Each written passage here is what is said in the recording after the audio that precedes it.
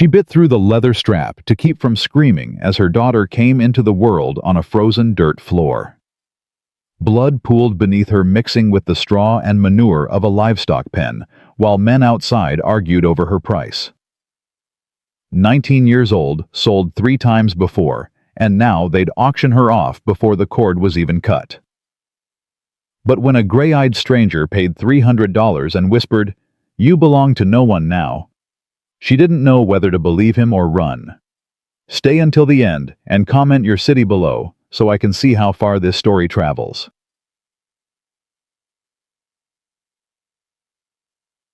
The contractions had started at dawn.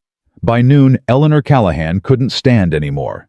She'd collapsed against the rough wooden slats of the livestock pen, her wrists still shackled to the iron ring above her head, her body curving around the agony tearing through her middle. "Get up." The overseer's boot connected with her hip. "Buyers are coming." Ellie didn't respond. Couldn't.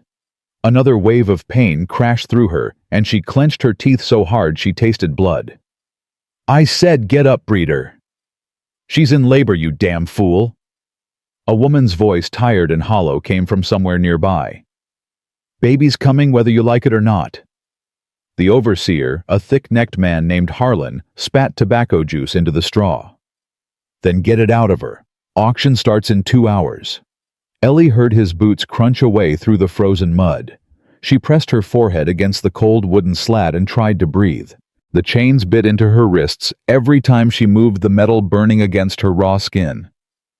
"Hey," the woman's voice again, closer now. "Hey girl, look at me." Ellie forced her eyes open. An older woman crouched before her, gray-haired and thin, with the hollow cheeks of someone who'd stopped hoping long ago. "How far apart are the pains?" "I don't know." Ellie's voice came out broken. "Close, too close." "First baby?" "Yes." The woman's expression flickered with something that might have been pity. "It's going to hurt. A lot. But you got to stay quiet, understand? You scream, they'll gag you. And trust me, you don't want that." Ellie nodded, tears streaming down her frozen cheeks. "What's your name, girl?" "Eleanor." "Ellie." "I'm Martha." The older woman pulled a tattered shawl from her own shoulders and tucked it around Ellie's trembling body. "I've delivered babies before. I'll help you. But you got to do exactly what I say."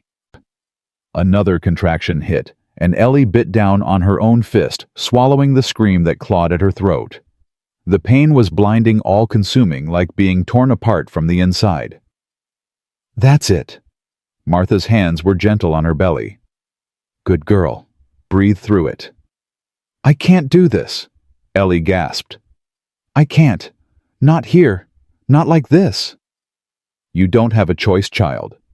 That baby's coming, whether you're ready or not." The hours that followed blurred into a haze of agony. Ellie lost track of time, lost track of everything except the waves of pain and Martha's steady voice guiding her through. The winter wind howled outside, driving snow through the gaps in the wooden walls. Her fingers went numb. Her lips turned blue. But still the baby came. "Push now," Martha commanded. "Push hard." Ellie bore down with everything she had, left her body arching against the chains, her scream finally escaping, despite her best efforts. And then a cry. Thin, furious, alive. "It's a girl." Martha's voice caught. "You got a baby girl, Ellie?" The sound of her daughter's first breath cut through Ellie's exhaustion, like sunlight through storm clouds. She reached for the baby, but the chains pulled tight, keeping her arms suspended above her head. "Please." The word tore from her throat. "Please, let me hold her." Martha looked up at the chains, then at the door, then back at Ellie. Her jaw tightened with anger and helplessness. "I can put her on your chest, but I can't unlock those." She laid the baby against Ellie's body, skin to skin beneath the shawl.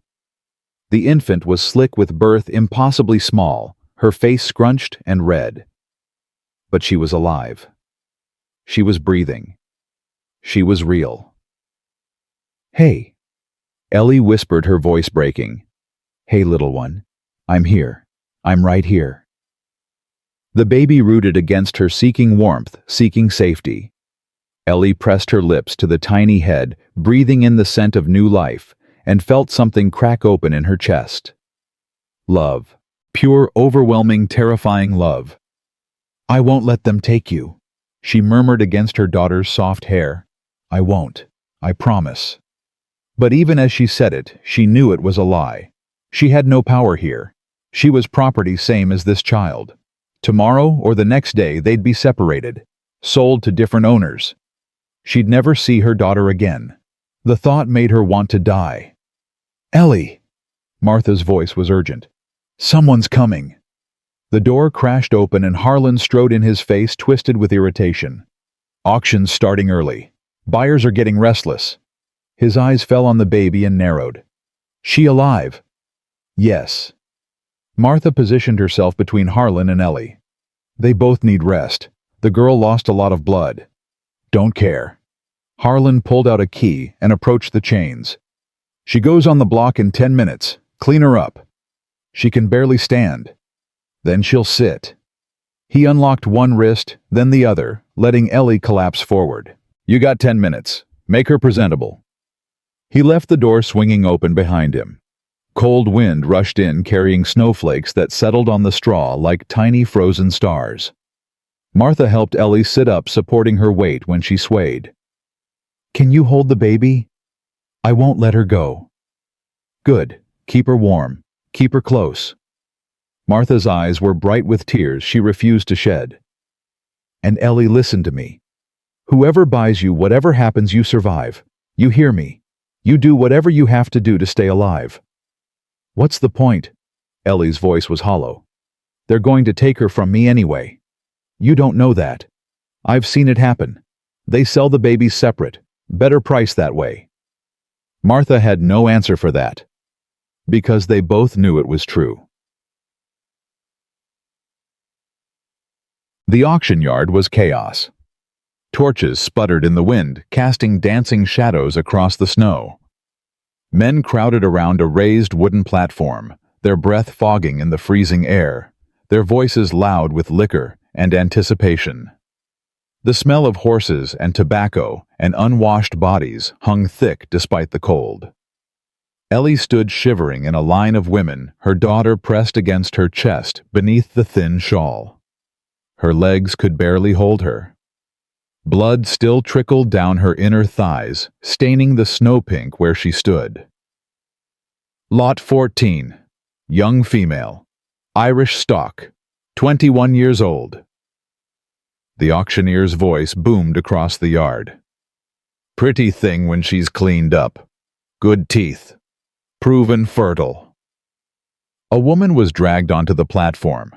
Ellie recognized her from the holding pen. She'd been crying all night. Starting bid, $100. The numbers climbed. The woman was sold for $160 to a fat man with a gold watch chain. She screamed when they pulled her away. Lot 15. Another woman. Another sale. Lot 16. The line moved forward.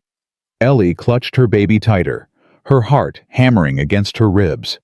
The infant had fallen asleep, exhausted from the ordeal of being born into this nightmare. She was so small, so fragile, so completely dependent on a mother who had no power to protect her. Please, Ellie whispered, not sure who she was praying to. Please, if anyone's listening, please help us. No one answered. Lot 17. The auctioneer gestured toward her. Step up, girl. Hands grabbed her arms, shoving her toward the platform.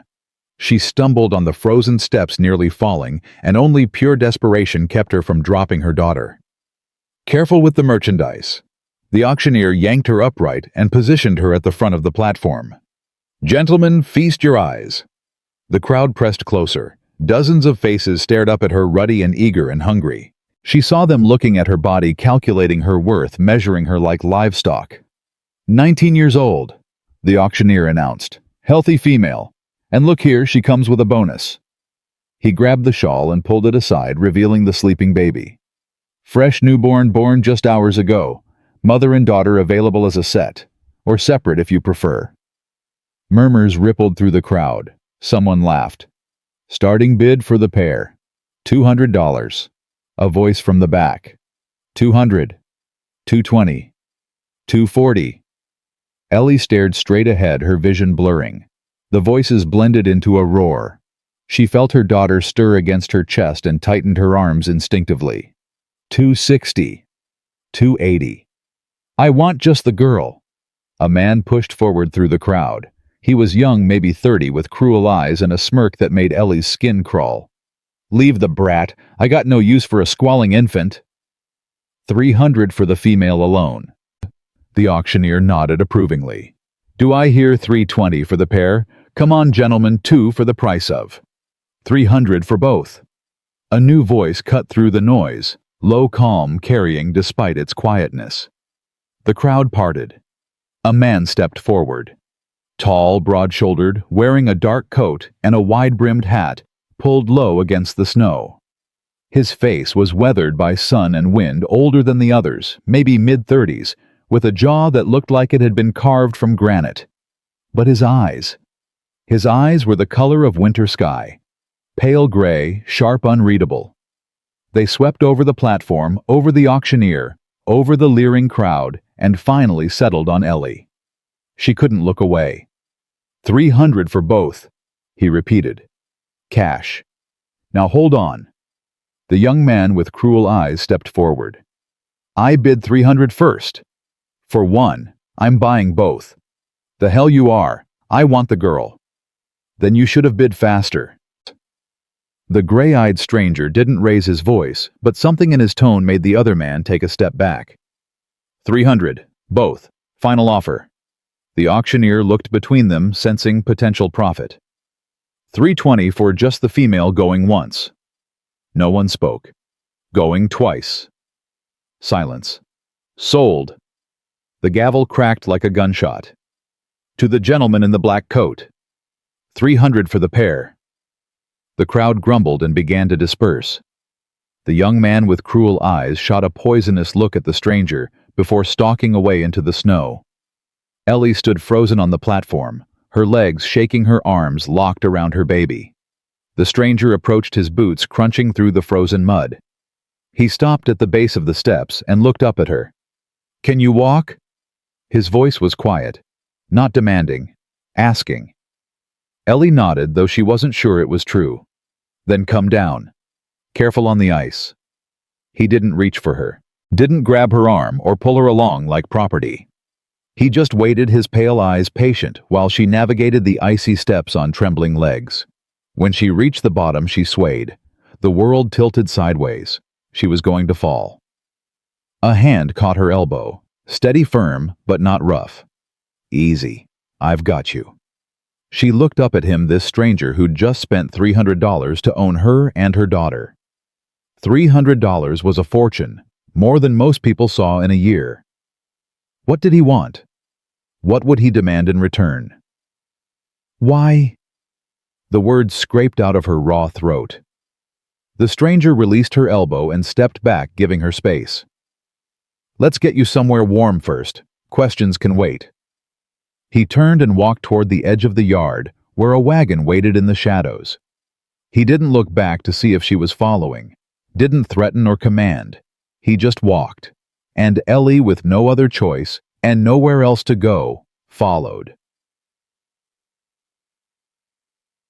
The wagon ride lasted forever. Or maybe it only felt that way because Ellie couldn't stop shivering. The stranger had given her a thick wool blanket from the back of the wagon, wrapping it around her and the baby without comment. But the cold had sunk into her bones, and no amount of wool could warm the ice in her blood. She sat on the hard wooden bench, clutching her daughter, watching the stranger's broad back as he drove the horses through the snow. He hadn't spoken since leaving the auction yard, hadn't explained where they were going or what he planned to do with her. The silence should have been terrifying. Instead, it was almost peaceful. No one yelling at her, no one calling her names, no one grabbing at her body or making threats. Just the creak of the wagon wheels, the rhythm of the horses' hooves, and the endless white landscape stretching out in every direction. Her daughter stirred, making soft, hungry sounds. "She needs to feed," Ellie said. Her voice sounded strange after so long silent. The stranger glanced back over his shoulder. "We're almost there. 5 more minutes." True to his word, the wagon turned off the main road onto a narrow path that wound through tall pine trees. Through the branches, Ellie glimpsed a cabin. Small but sturdy-looking, with smoke rising from a stone chimney. The stranger pulled the wagon to a stop in front of a modest barn. "Wait here." He climbed down and disappeared inside. A few minutes later, he returned. "Barn's warm. Horses are settled. Let's get you inside." He came around to her side of the wagon and held out his hand. Ellie stared at it. Calloused, scarred, weathered by years of hard work. A rancher's hand. She'd been grabbed by so many hands in her life. Dragged, pushed, struck, violated. But this hand was simply offered, palm up, waiting. She took it. His grip was warm and steady as he helped her down from the wagon. Her legs buckled when her feet hit the frozen ground, and again he caught her, one hand on her arm, the other hovering near her back but not quite touching. "Inside," he said, "before you freeze." The cabin was small but clean. One main room with a bed in the corner, a wood stove crackling with heat, a table with 2 chairs. The air smelled of pine smoke and coffee, and after the bitter cold outside, it felt almost tropical. The stranger guided her to the bed and stepped back. "Sit. I'll get water and food." Ellie sank onto the mattress, still clutching her baby. The bed was soft. Impossibly soft after weeks of sleeping on hard ground. She wanted to cry at the simple luxury of it. The stranger moved around the cabin with quiet efficiency. He stoked the fire-heated water, sliced bread and cheese onto a plate. His movements were unhurried but purposeful, like a man who'd lived alone for a long time and learned to need no one. Finally, he brought the plate to her and set it on the small table beside the bed. "Eat. You need your strength." "I need to feed her first." Ellie looked down at her daughter, who was beginning to fuss. "She hasn't eaten since she was born." The stranger nodded and turned away, giving her privacy. Ellie adjusted her position, wincing at the soreness between her legs, and helped the baby find her breast. The infant latched on immediately, her tiny mouth working with fierce determination. "That's it," Ellie whispered. "That's my girl." For a few minutes, the only sounds were the crackle of the fire and the soft suckling of the baby. Ellie felt some of the tension in her shoulders begin to ease. Her daughter was feeding. They were warm. They were safe. For now. "What's your name?" The stranger's voice made her jump. He was sitting at the table now, a cup of coffee in his hands, his pale eyes watching her with an expression she couldn't read. "Eleanor," she said carefully. "Eleanor Callahan. People call me Ellie."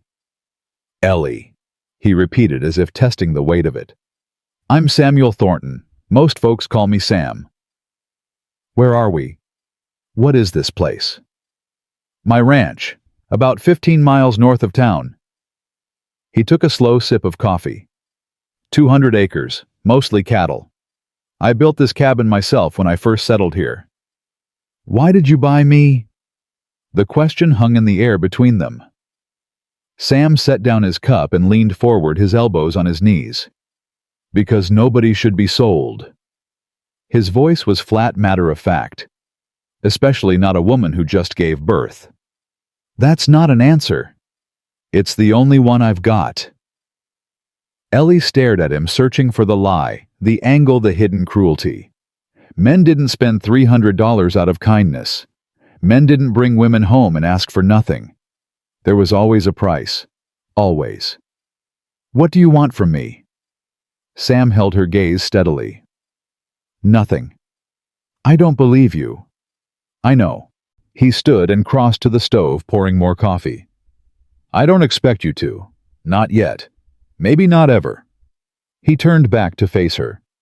"But here's what's going to happen. You're going to rest. You're going to heal. You're going to take care of that baby. And when you're strong enough, we'll figure out what comes next." What does what comes next mean? It means whatever you want it to mean. Sam's expression didn't change. "You can stay here, work on the ranch if you want. Or I can take you to the next town, help you find work, set you up somewhere safe. Your choice." "My choice." Ellie laughed bitterly. "I haven't had a choice in 5 years. You do now." She wanted to argue, wanted to scream that he was lying, that there was always a catch, that kindness didn't exist in her world. But she was so tired, so empty, so broken. The baby finished feeding and fell asleep against her chest. Ellie looked down at that tiny face, those perfect little features, and felt her heart crack open all over again. "What happens to her?" she whispered. "If I leave, what happens to my daughter?" "She goes with you. She's yours." "But you paid for her. You paid for both of us." Sam was quiet for a long moment. Then he crossed the room and crouched down in front of her, his pale eyes level with hers. "I paid to get you out of that yard," he said quietly. "I didn't pay to own you. There's a difference." Ellie felt tears burning in her eyes. "I don't understand." "I know." He stood and moved toward the door, grabbing his coat from the hook. "I'm going to check on the horses. Settle in. Rest. The bed's yours." "Where will you sleep?" "Got a bedroll by the stove. I've slept worse places." He opened the door, letting in a rush of cold air. "Sam." He paused, looking back. "Thank you." The words came out barely a whisper. "For what you did. Even if I don't understand it, thank you." Something flickered across his face. Something that might have been sadness or understanding or old pain barely healed. "Don't thank me yet," he said. "Just rest. We'll talk more tomorrow." Then he was gone, the door closing softly behind him, leaving Ellie alone with her sleeping daughter and a warmth she hadn't felt in years. She looked around the small cabin, at the clean blankets on the bed, at the fire crackling in the stove, at the food waiting on the table. This isn't real, she told herself. It can't be real. Something will go wrong. Something always goes wrong. But her body was too exhausted to fight anymore. She lay back against the pillows curling around her daughter and closed her eyes. For the first time in 5 years, she slept without nightmares. Ellie woke to the smell of bacon. For a moment she didn't know where she was. The softness beneath her was wrong. The warmth was wrong. Everything was wrong. Then the memories came flooding back. The auction, the stranger, the cabin, Sam. She sat up slowly, wincing at the soreness that seemed to radiate from every part of her body. Her daughter was still asleep in the crook of her arm, breathing peacefully, her tiny fist curled against Ellie's chest. "Morning," Sam's voice came from across the room. He was at the stove, pushing something around in a skillet. "How do you feel?" "Like I got trampled by horses." "That's about right." He didn't turn around. "You lost a lot of blood. You'll be weak for a while." Ellie looked down at herself and realized she was wearing a clean nightgown. Not her own. Not the blood-stained dress she'd been wearing at the auction. Panic surged through her. "Who changed my clothes?" "You did." Sam glanced over his shoulder. "Last night. You don't remember." She searched her memory and found a hazy image of herself stumbling to a wash basin of clean water and clean cloth and the relief of being free of blood and filth. "I remember. Sort of. You were half asleep. I left clean clothes on the chair and waited outside until you were done." Ellie felt something loosen in her chest. He hadn't touched her, hadn't undressed her while she slept, hadn't taken advantage of her vulnerability. "The baby needs a name," Sam said, sliding bacon onto a plate. "Can't keep calling her the baby forever." "I haven't thought about it." "Take your time, but she should have something to be called." He brought the plate to her along with a cup of coffee that smelled like heaven. Ellie's stomach growled loudly, and she felt her face flush. "Eat," Sam said. "You need it." She ate. The bacon was crispy, the bread fresh, the coffee strong and hot. It was the best meal she'd had in years, maybe ever. She ate until the plate was empty, and then sat there still hungry, afraid to ask for more. Sam seemed to read her mind. He returned with a second helping without a word. "Thank you," she said quietly. "Stop thanking me." "Why?" "Because I'm not doing anything special." He sat down at the table across from her, his own plate untouched. "I'm just treating you like a person. That's not something to be grateful for. That's just baseline decent." Ellie stared at him. This strange, quiet man, with the wolf-gray eyes and the rough hands and the cabin in the middle of nowhere. "Why do you live out here alone?" Sam's jaw tightened almost imperceptibly. "I like the quiet." "That's not an answer either." "You're full of questions today." "I'm trying to figure out if you're going to kill me in my sleep." He looked at her, then really looked, and she saw something shift in his expression. Not anger. Something deeper. Sadder. "I had a wife," he said finally. "Ruth. She died 6 years ago. Childbirth." He paused. "The baby didn't make it either." Ellie's breath caught. "I'm sorry." "After that, I couldn't stay in town.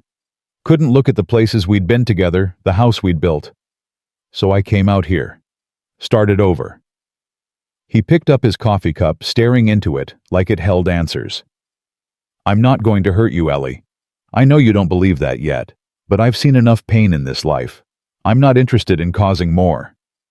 The baby stirred and began to cry. Ellie shifted her attention to soothing her, grateful for the distraction from the weight of Sam's words. "She's hungry again," she said. "Babies usually are." Sam stood. "I'll give you privacy. Need to check on the cattle anyway." He pulled on his coat and hat and paused at the door. "One more thing," he said. "That front door. There's no lock on it." Ellie frowned. "What do you mean?" "I mean, you can leave anytime you want. Walk right out. I won't stop you. I won't chase you." His pale eyes held hers. "You're not a prisoner here, Ellie. You're a guest. Understand?" She nodded slowly, not trusting her voice. "Good." He tipped his hat. "I'll be back in a few hours." The door closed behind him and Ellie was alone again. She fed her daughter in silence, thinking about everything Sam had said. About choice and freedom and doors without locks. About a wife named Ruth, who died giving life just like Ellie had almost died last night. He understood, she realized. Not just intellectually, but in his bones. He knew what it was like to lose everything. To have your world shatter and leave you standing in the wreckage. That was why he'd bought her. Not for himself, but because he couldn't watch it happen to someone else. The thought made her want to cry. She looked down at her daughter, finally peaceful, her belly full, and her tiny body warm against Ellie's chest. "We need to name you," Ellie whispered. "Sam's right. You can't just be the baby forever." She thought about all the names she'd known. Her mother's name, Bridget, too full of grief to use. Her grandmother's name, Kathleen, too distant to mean anything. All the names of girls she'd known in bondage, names that carried too much pain. Then she thought about this morning. About waking up in a warm bed. About bacon and coffee and a door with no lock. "Hope," she said softly, trying out the word. "Because you were born in the darkest night and you're still here. Because maybe, just maybe, things can get better." The baby made a small sound, almost like agreement. "Hope Callahan." Ellie smiled through her tears. "That's who you are. That's who you'll always be." Outside, the snow continued to fall. But inside the little cabin, something new was beginning. Something fragile and uncertain and terrifying. Something that might just be a future. The days blurred together in a rhythm Ellie didn't recognize. She woke when Hope cried, fed her, changed her, held her while she slept. And through it all, Sam moved around the cabin like a ghost, always present, but never intrusive, always helpful, but never demanding. He cooked meals and left them on the table. He stoked the fire before dawn so she'd wake to warmth. He brought fresh water from the well and heated it for washing. He did everything a husband might do and asked for nothing in return. It made Ellie's skin crawl. "You're staring at me again," Sam said on the third morning, not looking up from the harness he was mending. "I'm trying to figure you out." "Not much to figure. I'm a simple man." "Simple men don't spend $300 on strangers." Sam's hands paused on the leather. "Maybe not." "So what are you—" He set down the harness and finally met her eyes. "Tired, mostly. Tired of watching people hurt each other. Tired of standing by and doing nothing." He picked up the harness again. "Figured I'd try something different." Ellie pulled the blanket tighter around her shoulders. Hope was sleeping in the cradle Sam had brought down from the loft, a small wooden thing he'd built years ago for a baby who never got to use it. "Your wife," Ellie said carefully. "Ruth, did you build that cradle for her baby?" Sam's jaw tightened. "Yes." "I'm sorry. I shouldn't have asked." "It's fine." But his voice said it wasn't. "It's been 6 years. I've made my peace with it." "Have you—" The question hung between them. Sam looked at her with those pale gray eyes, and for a moment she saw something behind the calm facade, something raw and unhealed. "Most days," he said quietly. "Some days are harder than others." Ellie understood that. Some days she could almost forget what had been done to her. Other days the memories came flooding back so hard she couldn't breathe. "Why do you keep looking at me like that?" Sam asked. "Like what?" "Like you're waiting for me to hurt you." The directness of the question startled her. She looked away, focusing on the fire crackling in the stove. "Because everyone does," she said finally. "Eventually. Everyone hurts me eventually." Sam was quiet for a long moment. Then he said, "I reckon that's been your experience. Can't blame you for expecting it to continue." But I'm not everyone." He stood and hung the mended harness on a hook by the door. "And I'm going to prove that to you, Ellie. Not with words. Words are cheap. But with time. With actions." He pulled on his coat. "I'm going to check on the cattle. You need anything before I go?" She shook her head, still processing his words. "All right then. I'll be back in a few hours." He paused at the door. "There's soup on the stove if you get hungry. And Ellie." "Yes. That door still doesn't have a lock, just in case you forgot." Then he was gone, leaving her alone with the fire and the sleeping baby, and a warmth in her chest she didn't know what to do with. The first week passed. Ellie's body healed faster than she expected. The bleeding stopped. Her strength returned. She could walk across the cabin without getting dizzy, could hold Hope for hours without her arms shaking. But her mind was slower to mend. Every time Sam moved too quickly, she flinched. Every time he raised his voice, even just to call in the horses, her heart raced. Every time he came through the door, she braced for the blow that never came. He noticed. Of course he noticed. "I'm not going to hit you," he said one evening after she'd jerked away from his hand, reaching past her for the salt. "I know." "Your body doesn't seem to." Ellie set down her fork, appetite gone. "I can't help it. It's instinct." "I know." Sam's voice was gentle. "I'm not blaming you. Just saying I notice. And I understand." "How could you possibly understand?" "Because I've seen it before." He took a slow sip of coffee. "After my sister was sold, my mother was the same way. Jumped at shadows. Couldn't sleep. Spent years waiting for something terrible to happen." Ellie went very still. "Your sister was sold." Sam set down his cup. His face had gone hard the way it did whenever he talked about the past. "Margaret. We called her Maggie. She was 12 years old." His voice was flat, controlled. "Our father died in a farming accident. Left debts we didn't know about. Creditors came calling. Mother tried to pay, but there wasn't enough, so they took Maggie instead." "Oh God." I was 14, too young to stop them, too small to fight.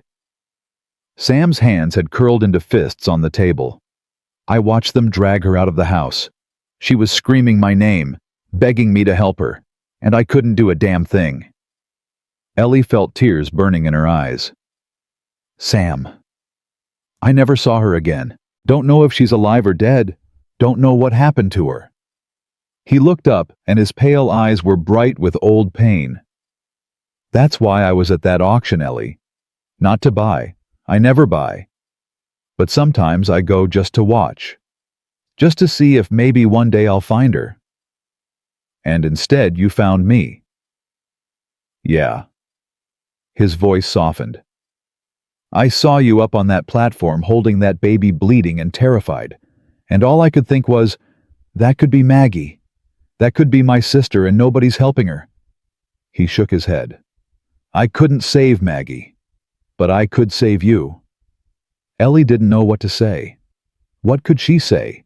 This man had carried his sister's ghost for 20 years, and he'd used that grief to pull Ellie out of hell. I'm sorry, she whispered. About Maggie. About all of it. Me too. Sam stood and began clearing the dishes. But sorry doesn't change anything. Only actions change things. Is that why you're helping me, to make up for what you couldn't do for her? Sam paused a plate in each hand. Partly. But mostly because it's the right thing to do. Because you're a person who deserves a chance to live. And because... He trailed off. Because what? Because this cabin's been too quiet for too long. He carried the dishes to the wash basin. And maybe I'm tired of being alone. That night, Ellie lay awake for hours listening to Sam's steady breathing from his bedroll by the stove. Hope slept peacefully in her cradle, making soft baby sounds that filled the silence.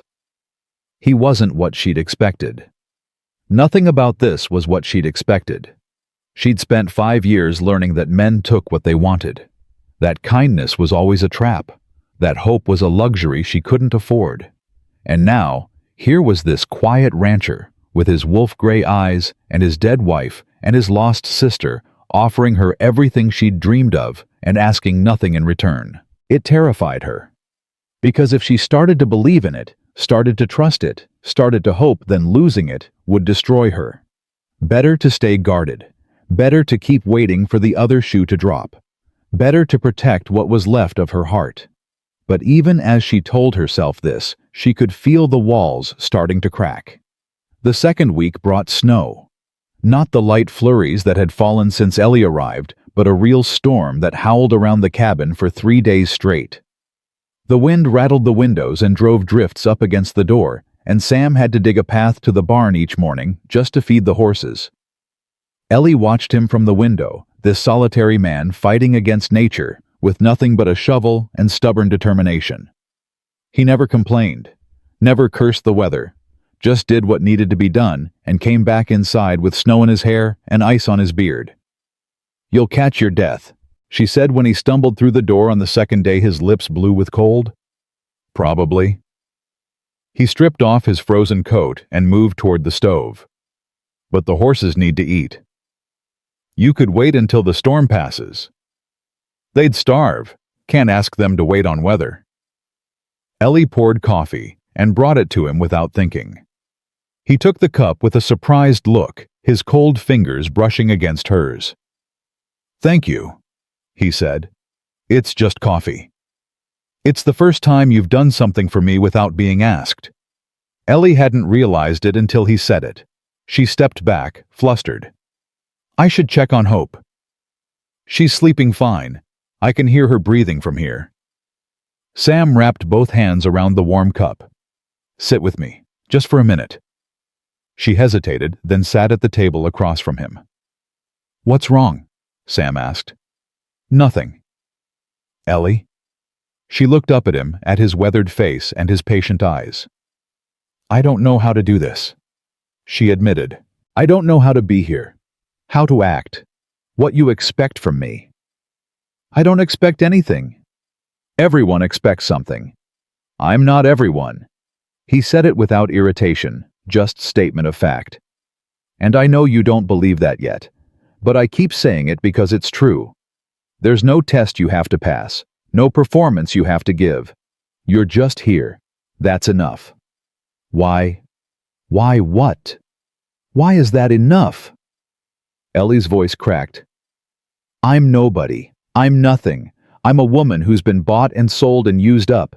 Why would just existing be enough for anyone? Sam set down his coffee cup and leaned forward. You want to know what I see when I look at you? I'm not sure I do. Too bad. I'm going to tell you anyway. His pale eyes held hers. I see a woman who survived things that would have killed most people. I see a mother who gave birth in chains and still had enough love left to name her baby Hope. I see someone who's been knocked down 100 times and keeps getting back up. He paused.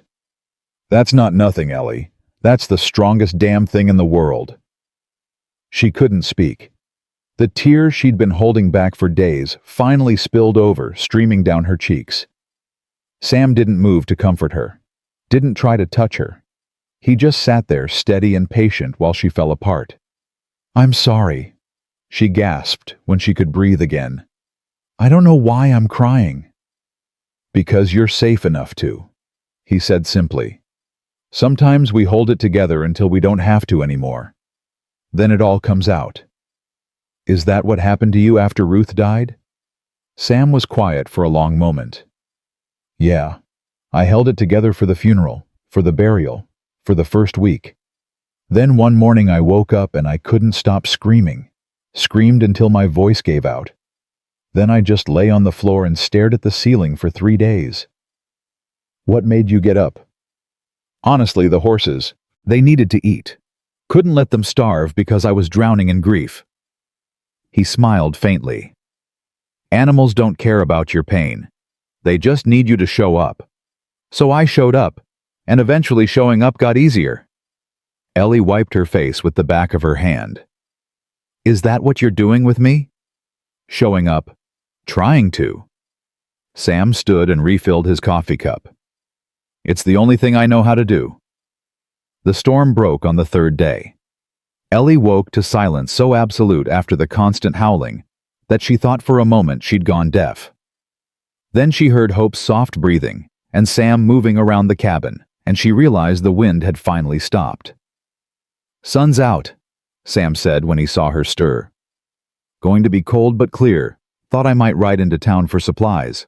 We're running low on flour. Ellie's stomach clenched. Town. Don't worry, I won't be gone long. And I'm not leaving you here alone. I mean I am, but... He paused, looking uncomfortable. What I mean is you'll be safe. Nobody comes out this far. And if they do, there's a rifle above the door. You know how to shoot? No. Then don't touch it. He grabbed his hat from the hook. Just keep the door locked. I mean, there's no lock, but keep it closed. I'll be back before dark. Sam. He paused, hand on the door handle. Be careful. Something flickered across his face. Surprise, maybe. Or something warmer. I will, he said. Take care of yourself while I'm gone. And Ellie. Yes. This is your home now, as long as you want it to be. Understand? Then he was gone, and Ellie was alone with Hope and a cabin that suddenly felt very large and very quiet. She spent the day doing things she'd never been allowed to do before. She explored every corner of the cabin, touching the books on the small shelf, the worn quilt on the bed, the photograph on the mantel of a young woman with kind eyes, who must have been Ruth. She opened cupboards and found neat rows of preserved vegetables, dried meat, coffee sugar. Everything organized, everything in its place. She found a drawer full of women's clothing. Ruth's things, she guessed. Dresses and undergarments, and a beautiful blue shawl embroidered with flowers. Sam hadn't thrown them away, hadn't been able to let go. He loved her, Ellie said to Hope, who was watching her with curious eyes. Really loved her. You can tell by the things he kept. Hope gurgled in response. I know you can't understand me yet, but someday I'm going to tell you about the man who saved us. about how he bought our freedom and never asked for anything back, about how he gave us a home when we had nothing. Ellie's voice caught. I'm going to make sure you know what a good man looks like, so you never settle for less. She was nursing Hope by the fire when she heard hoofbeats approaching. Her heart slammed against her ribs. Sam had said he'd be back before dark, and the sun was just starting to set. But what if it wasn't Sam? What if someone else had come? She grabbed Hope and backed into the corner, her eyes fixed on the door. It opened. Sam stepped through, his arms full of supplies, snow-dusting his shoulders. Got everything we needed? Flour, sugar, some fabric, I thought you might. He stopped when he saw her pressed against the wall. Ellie. What's wrong? Nothing. She forced herself to relax. I just wasn't sure it was you. Sam set down the supplies and crossed to her, slowly, his movements deliberate. I should have called out before I came in. I'm sorry. Didn't think. It's fine. I'm fine. You're shaking. She was. Her whole body was trembling and she couldn't make it stop. Sam stopped a few feet away, giving her space. I'm going to reach out my hand, he said quietly. Just my hand, and I want you to take it if you can. But if you can't, that's okay too. He extended his palm toward her. Open. Waiting. Ellie stared at it. This hand that had helped her down from the auction platform. That had caught her when she stumbled. That had never once reached for her in anger or demand. She reached out and took it. His fingers closed around hers, warm and steady. There you go, he said softly. See, just me. Nobody else. You're safe. I know. Her voice came out barely a whisper. I'm starting to know. They stood there for a long moment, connected by nothing but their hands while the fire crackled, and Hope made soft sounds against Ellie's chest. Then Sam gently released her and stepped back. Got something for you. From town. He moved to the pile of supplies and pulled out a wrapped package. It's not much, but I thought you might want something of your own. Ellie took the package with trembling fingers and unwrapped it carefully. Inside was fabric, soft blue cotton enough to make a dress, and underneath it, a small leather journal with blank pages. The shopkeeper's wife helped me pick the fabric, Sam said, sounding almost embarrassed. Said blue would match your eyes. And the journal, I thought maybe you'd want to write things down. My mother used to say writing helped her make sense of her thoughts. Ellie couldn't speak. No one had given her a gift in years. Not since before her mother died. Not since before everything fell apart. If you don't like them, I can. They're perfect. She looked up at him through tears. Sam, they're perfect. Thank you. You're welcome. He turned away, busying himself with putting away the supplies. There's more news from town, but it can wait until tomorrow. You should rest. What kind of news? Sam's shoulders tensed. Nothing urgent. Just talk about some men asking questions, looking for a woman who was sold at the auction a few weeks back. He glanced over his shoulder. Seems someone thinks they have a prior claim. Ellie's blood turned to ice. A claim. What kind of claim? Don't know yet, but I'm going to find out. Sam's voice was hard.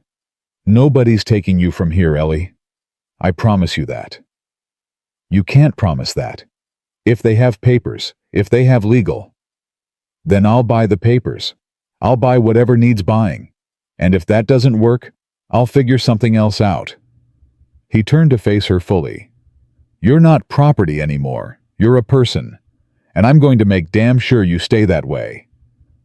The fierceness in his voice made Ellie's breath catch. Why? She whispered. Why do you care so much?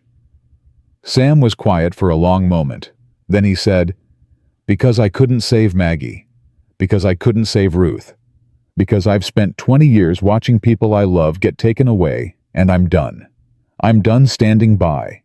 I'm done being helpless. His pale eyes burned. You and that baby are the first good thing that's happened in this cabin in 6 years. And I'm not losing that. Not without a fight. Ellie felt something shift in her chest. Something she'd thought was dead, buried under years of pain and fear and hopelessness. Sam. Yeah. My name, she said slowly. Eleanor Callahan. But you can call me Ellie. And I'd like to know yours. Really know it. Not just the name you give strangers. Sam's expression softened. Samuel James Thornton, he said. Born in East Texas, raised on a farm that doesn't exist anymore. Lost a sister, lost a wife, lost a baby. Built this place with my own 2 hands because I needed somewhere to hide from the world. He paused. But I'm not hiding anymore. And I don't want you to hide either. Ellie took a shaky breath. I was born in Boston. She heard herself saying. My parents came over from Ireland during the famine. My father drank. My mother died when I was 14. I was sold 3 months later to pay his debts. The words came faster now, spilling out like water through a broken dam. I've been property for 5 years. I've been beaten and starved and used and thrown away. I stopped believing in anything good a long time ago. She looked up at Sam, this stranger, who'd become something else entirely. But I want to believe again. She whispered, I want to believe in this. In you. In this life you're offering. I'm just scared. Scared of what? Of losing it. Of having it taken away. Of waking up and finding out it was all a dream. Sam crossed to her slowly, and for the first time since she'd arrived, reached up to touch her face. Just his fingertips against her cheek. Gentle. Questioning. This isn't a dream, he said quietly. And I'm not going anywhere. Not unless you want me to. Ellie leaned into his touch just slightly. I don't want you to. Then I won't. They stood there in the fading firelight, connected by something fragile and new and terrifying. Hope had fallen asleep against Ellie's chest, peaceful and unaware of the weight of the moment. Finally, Sam stepped back. You should eat, he said, his voice rough. I'll warm up some stew. Sam. Yeah. Thank you. For the gifts, for the words, for everything. He nodded once, then turned to the stove. Ellie watched him move, this quiet man who'd pulled her from the darkness, and felt the first stirrings of something she hadn't felt in years. Not love, not yet. That would take time. But trust. The beginning of trust. And maybe that was enough. Later that night, after the stew was eaten and the fire was banked, and Hope was sleeping soundly in her cradle, Ellie opened the journal Sam had given her and picked up a pencil. She stared at the blank page for a long time. Then she began to write. January 15th. I am alive. My daughter is alive. We are in a cabin in the middle of nowhere with a man who bought our freedom and asks for nothing. His name is Samuel Thornton. He lost a sister and a wife and a baby. He carries his grief like armor. But underneath it, I think there's someone worth knowing, someone worth trusting. I am afraid to hope. I have been afraid for so long. But today he touched my face and called me by my name and looked at me like I mattered. Maybe I do matter. Maybe we both do. I don't know what tomorrow brings. But for the first time in 5 years, I want to find out.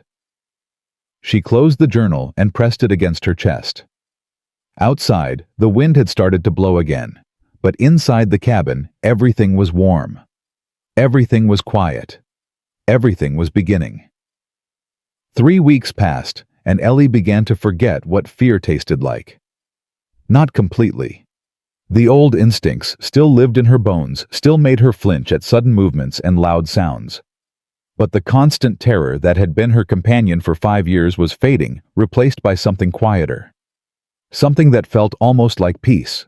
She learned the rhythm of the ranch. Sam rose before dawn to tend the cattle. She woke with hope fed her changed, her held her while the sun crept over the mountains.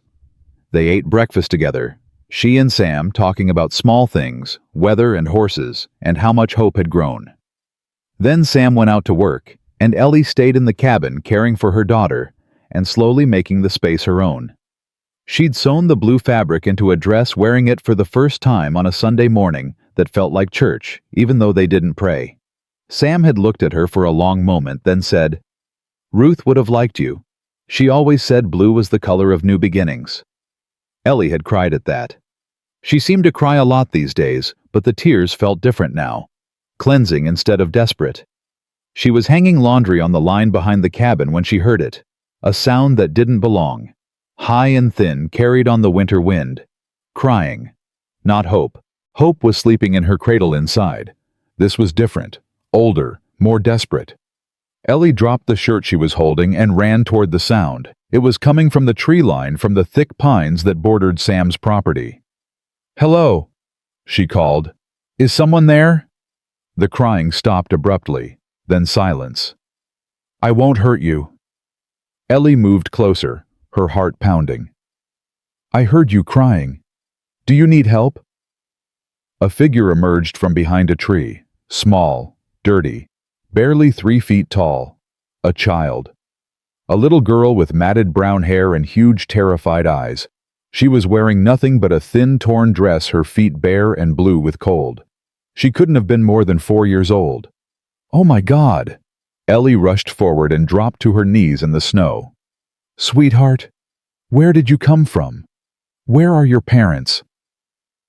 The girl didn't answer. She just stood there, shaking her lips, cracked and bleeding, her eyes fixed on Ellie with a mix of fear and desperate hope. "You're freezing." Ellie stripped off her own shawl and wrapped it around the child's tiny shoulders. "Can you tell me your name? Can you talk?" The girl's mouth opened, but no sound came out. "It's okay. You don't have to talk, but I need to get you inside. You're going to freeze out here." Ellie reached out slowly, giving the child time to pull away. "Is it okay if I pick you up?" The girl didn't move, didn't react at all, just stood there shaking. Ellie made the decision and scooped her up. The child weighed almost nothing, her bones sharp through her skin, her body rigid with cold and fear. She didn't struggle, didn't cry out, just went limp in Ellie's arms like a doll. "You're safe now," Ellie murmured as she carried her toward the cabin. "I've got you. You're safe." Inside, she wrapped the girl in every blanket she could find and sat her in front of the stove. The child's eyes followed her every movement, wide and wary, but she didn't speak, didn't make a sound. "I'm going to get you some food," Ellie said, "and something warm to drink. You just stay right there, okay?" She heated milk and cut bread into small pieces, moving quickly, her mind racing. Where had this child come from? How long had she been in the woods? Was someone looking for her? When she brought the food to the girl, the child stared at it for a long moment. Then she grabbed the bread with both hands and shoved it into her mouth, eating so fast she choked. "Slow down." Ellie knelt beside her. "There's more. You don't have to rush." The girl didn't slow down. She ate like someone who didn't know when the next meal would come, like someone who'd learned that food could be taken away without warning. Ellie's heart broke. She knew that hunger. She remembered it. "When did you last eat?" she asked softly. The girl looked up at her, milk dripping down her chin, and something in her eyes shifted. The first crack in the wall of silence. "Mama said wait." The voice was barely a whisper, rusty from disuse. "Said wait for her to come back. Your mama left you." The girl nodded. "How long ago?" A shrug. The child didn't know. Didn't have words for time. "Where's your papa?" The girl flinched violently, pulling back as if Ellie had struck her. The fear that flashed across her face was so raw, so familiar, that Ellie's breath caught. "It's okay," she said quickly. "I won't ask about him again. You don't have to talk about anything you don't want to." She sat back on her heels, giving the child space, and tried to think. A little girl abandoned in the woods, terrified of the mention of a father. The marks on her arms visible now that the blanket had slipped. Bruises in the shape of fingers. Ellie knew this story. She'd lived versions of it herself. What's your name, sweetheart? The girl clutched the blanket tighter. Rosie. Rosie.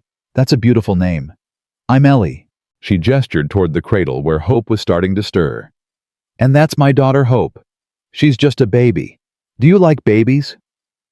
Rosie's eyes went to the cradle, and something softened in her face. Baby, she whispered. That's right. She's very small. She needs someone to take care of her. Kind of like you need someone to take care of you right now. Ellie paused. Would you like to stay here for a while, where it's warm? Rosie looked at her with those huge, haunted eyes. Stay. Yes, stay. With me and Hope and Sam. He's the man who lives here. He's kind. He won't hurt you. The fear flickered back. Man. A good man. I promise. He saved me and Hope when we had nowhere to go. He'll help you too. Rosie was silent for a long moment, her small body trembling with more than cold. Then she said in that tiny broken voice, Mama's not coming back, is she? Ellie felt tears burn her eyes. I don't know, sweetheart, but I'm here, and I'm not going anywhere. Sam returned at dusk to find 3 people in his cabin instead of 2. He stopped in the doorway, snow-dusting his shoulders, and stared at the small figure huddled by the stove. Ellie? She came out of the woods. Ellie rose from where she'd been sitting beside Rosie. About 4 hours ago. She's been abandoned. Her mother left her, and I think he hurt her. Sam's jaw tightened. He closed the door slowly, his movements deliberate, non-threatening. Hey there, he said, his voice dropping to something soft and low. I'm Sam. What's your name? Rosie pressed herself back against the chair, her eyes fixed on him with naked terror. She's scared of men, Ellie said quietly. She flinched when I mentioned her father. Sam nodded, his expression darkening with understanding. He stayed by the door, keeping his distance. Rosie, he said, kneeling down to make himself smaller. That's a pretty name. You know what, I have a horse named Rosie. Well, her real name is Rosemary, but I call her Rosie. She's brown with a white spot on her nose. Do you like horses? Rosie watched him, still trembling, but something in her posture shifted slightly. I like horses, she whispered. Me too. Maybe tomorrow, if you're feeling better, I can show you Rosemary. Would you like that? A tiny nod. Good. Sam stood slowly and backed toward the door. I'm going to go take care of the animals now. Ellie will stay with you. And tomorrow we'll figure things out. Okay. He looked at Ellie, a whole conversation passing between them in that single glance. Then he was gone, the door closing softly behind him. Rosie exhaled shakily. He's not mean. No, sweetheart, he's not mean. Ellie moved back to sit beside her. Sam is the kindest man I've ever met. He found me when I was scared and alone, just like you. He gave me a home. He'll do the same for you. Promise.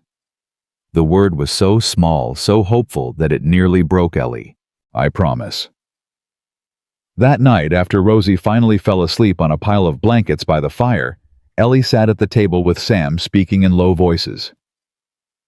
We can't keep her, Sam said, though his voice held no conviction. She's got to have family somewhere. Someone who's looking for her. Someone who beat her. Ellie's voice was hard. Look at the bruises on her arms. Look how she flinches. You want to send her back to that? Of course not. But we can't just keep a child that doesn't belong to us.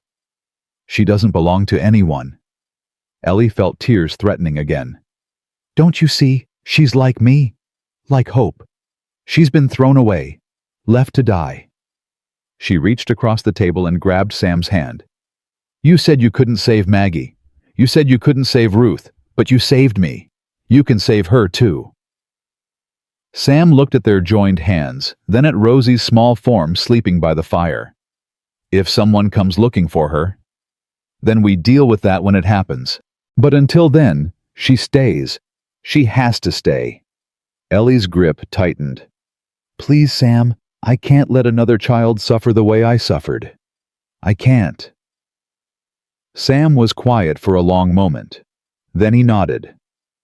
"All right. She stays. Thank you." "Don't thank me." He squeezed her hand before releasing it. "Thank yourself. You're the one who found her. You're the one who brought her in from the cold." He looked at her with something like wonder. "You keep collecting broken things, Ellie Callahan. Maybe because I know what it's like to be broken." "Yeah." His voice was soft. "Maybe so." The days that followed were difficult. Rosie didn't speak much. She startled at every noise, cried in her sleep, and refused to be in the same room as Sam unless Ellie was there. She wouldn't eat unless Ellie gave her the food directly, wouldn't let anyone touch her without warning, wouldn't make eye contact for more than a few seconds. But she followed Ellie everywhere. When Ellie cooked, Rosie stood at her elbow watching silently. When Ellie fed Hope, Rosie sat beside her, fascinated by the baby. When Ellie sewed or cleaned or wrote in her journal, Rosie was there, a small shadow, never more than an arm's length away. "She's attached to you," Sam observed one evening. "Like a duckling with its mother. She needs someone to trust, someone who won't hurt her." "You know, we don't know her story. Not really. Don't know where she came from or why she was left." "Does it matter?" Ellie looked at him. "She's a child. She's alone. She's scared. That's all I need to know." Sam nodded slowly. "You're good at this. The mothering thing." "I'm making it up as I go." "That's what all parents do." He smiled faintly. "You should have seen me with the calves when I first started ranching. Didn't know what I was doing either. Just kept showing up, kept trying. Eventually it worked out." "Is that your advice? Just keep showing up?" "It's the only advice I've got." Ellie thought about that a lot over the following days. Showing up. Being present. Not running away when things got hard.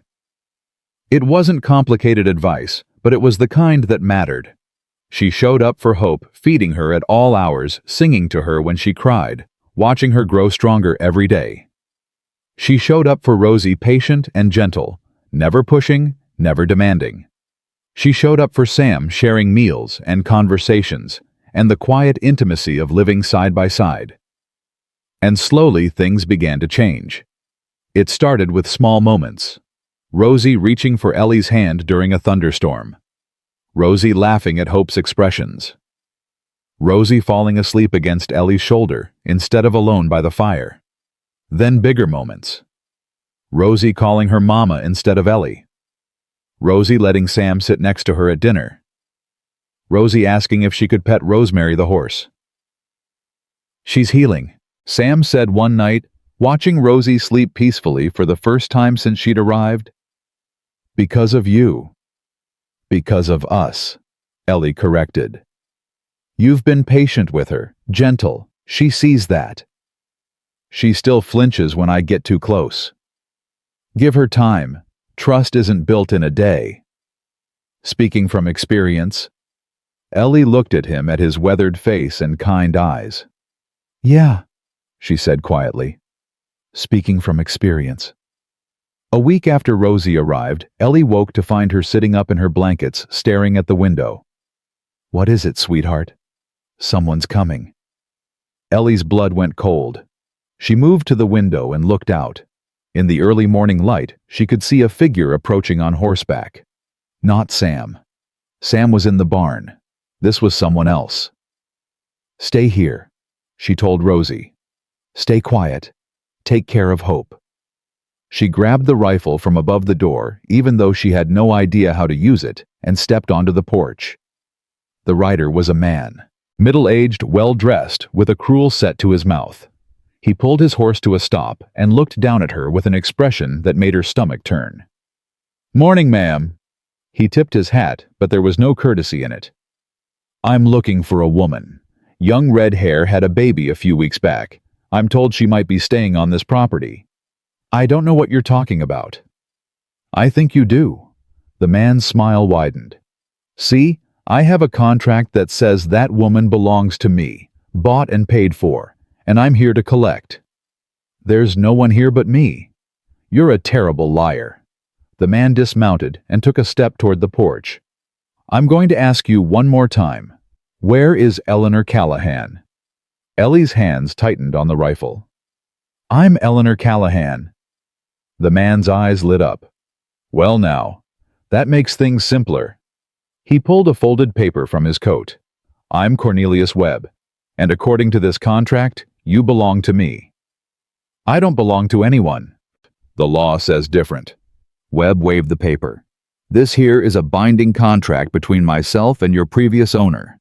He sold you to me before you ever ended up at that auction, which means the man who bought you that night, Samuel Thornton, committed theft, and I'm here to reclaim my property. I'm not property. Yes, you are. Webb's voice went hard. You're property just like that baby of yours, and unless you want me to bring the sheriff down here, you'll come quietly. The hell she will. Sam's voice came from behind Webb. He'd emerged from the barn without making a sound, his rifle raised and steady. Webb turned slowly. Mr. Thornton, I was hoping we could handle this civilly. There's nothing civil about what you're doing. Sam moved closer, his pale eyes cold as winter. She's not going anywhere with you. The law's on my side. The law is whatever men with money say it is, and I've got money. Sam kept the rifle trained on Webb's chest. How much? Webb blinked. Excuse me. The contract. How much to buy it from you? It's not for sale. Everything's for sale. Name your price. Webb was silent for a moment, calculating. Then he smiled that same cruel smile that made Ellie's skin crawl. $400. Done. The smile faltered. You don't have that kind of money. I do. Sam's voice was flat. I've got it in the house. I'll get it right now. You give me that contract and you ride out of here and never come back. Webb looked at Ellie, then at Sam, then at the rifle still pointed at his chest. Make it 500. No. Sam's jaw tightened. 400. Final offer. Take it or I put a bullet in you and burn that contract myself. The silence stretched. Ellie could hear her own heartbeat, could feel Rosie watching from inside the cabin, could feel her whole future hanging in the balance. Fine. Webb spat. 400, but if you're lying about having the money. I don't lie. Sam lowered the rifle slightly. Ellie, go inside. Get the strong box from under the bed. Don't come out until I tell you. Ellie hesitated. Go. Sam's voice was gentle but firm. I've got this. She went. Inside, Rosie was pressed against the wall, her eyes huge with fear. Hope was crying in her cradle, picking up on the tension. It's okay, Ellie said, though she wasn't sure it was. Everything's going to be okay. She found the strongbox under the bed, heavy and locked. Sam had given her the key weeks ago, told her where he kept his savings in case of emergency. She'd never thought she'd actually need it. She carried it to the porch and set it down. Count it, Sam told Webb. 400. Then you hand over that contract and get off my property. Webb counted the money twice, his eyes glittering with greed. Then he tossed the contract onto the porch and mounted his horse. You're a fool, Thornton. That woman's nothing but trouble. Get off my land. Webb rode away without another word. Sam watched until he disappeared into the trees, then lowered the rifle and picked up the contract. It's over, he said quietly. He won't be back. Ellie stared at the paper in his hands. $400. Sam, that's just money. He tore the contract in half, then in half again, and threw the pieces into the snow. You're worth more than money. Ellie felt her legs give way. She sat down hard on the porch steps, shaking, tears streaming down her face. Sam sat beside her, not touching, just present. I'm free, she whispered. I'm actually free. You were always free. That paper didn't mean anything, not really. It meant everything to men like him. Men like him don't matter anymore. Sam's voice was fierce. You matter. Hope matters. That little girl inside matters. Everything else is just noise. Ellie looked at him through her tears. Why do you keep saving me? Because you're worth saving. He reached out and took her hand, gentle but certain. And because I made a promise. To myself. That I'd never stand by again. Never watch someone I care about get taken away. He paused. I care about you, Ellie. More than I thought I could care about anyone again. Sam? You don't have to say anything. I'm not asking for anything. I just wanted you to know. But Ellie did want to say something. She wanted to tell him that she cared too. That somewhere in the past weeks, fear had transformed into trust, and trust had become something deeper. She squeezed his hand. I know, she said softly. I know you care. And I think I'm starting to care too. Sam's eyes searched her face. Yeah. He smiled, then a real smile that transformed his weathered face into something almost beautiful. Well, he said. That's something then. It's something. Ellie agreed. Behind them, the cabin door creaked open. Rosie's small face appeared pale and frightened. Is the bad man gone? Sam released Ellie's hand and stood turning to face the child. He's gone, he said. He won't come back. Promise. Sam knelt down to Rosie's level, slow and careful. I promise. Nobody's going to hurt you. Not you, not Ellie, not Hope. I'll protect all of you. That's what I do. Rosie studied him for a long moment. Then she did something she'd never done before. She reached out and touched his face. You're not mean, she said, wonder in her voice. You're like Mama, you're safe. Sam's eyes went bright with emotion. That's right, he said roughly. I'm safe, and so are you. Rosie nodded, then looked at Ellie. Can we go inside now I'm cold? Of course, sweetheart. Ellie stood and held out her hand. Let's go inside. Rosie took her hand. Then, hesitantly, she reached out her other hand toward Sam. He took it. The three of them walked into the cabin together, and Ellie felt something settle in her chest. Something that felt like family. That night, after Rosie was asleep and Hope was fed and the fire was burning low, Ellie sat at the table with her journal. February 2nd, she wrote. Today I almost lost everything. A man came with a piece of paper that said I belonged to him. But Sam bought that paper and tore it up. He spent $400 to make sure I stay free. I don't know what I did to deserve someone like him. But I'm not going to question it anymore. I'm just going to be grateful. I have a daughter who's growing stronger every day. I have a little girl who needs me. And I have a man who sees me as a person, not property. Maybe that's what freedom really is. Not the absence of chains, but the presence of people who refuse to let you be bound.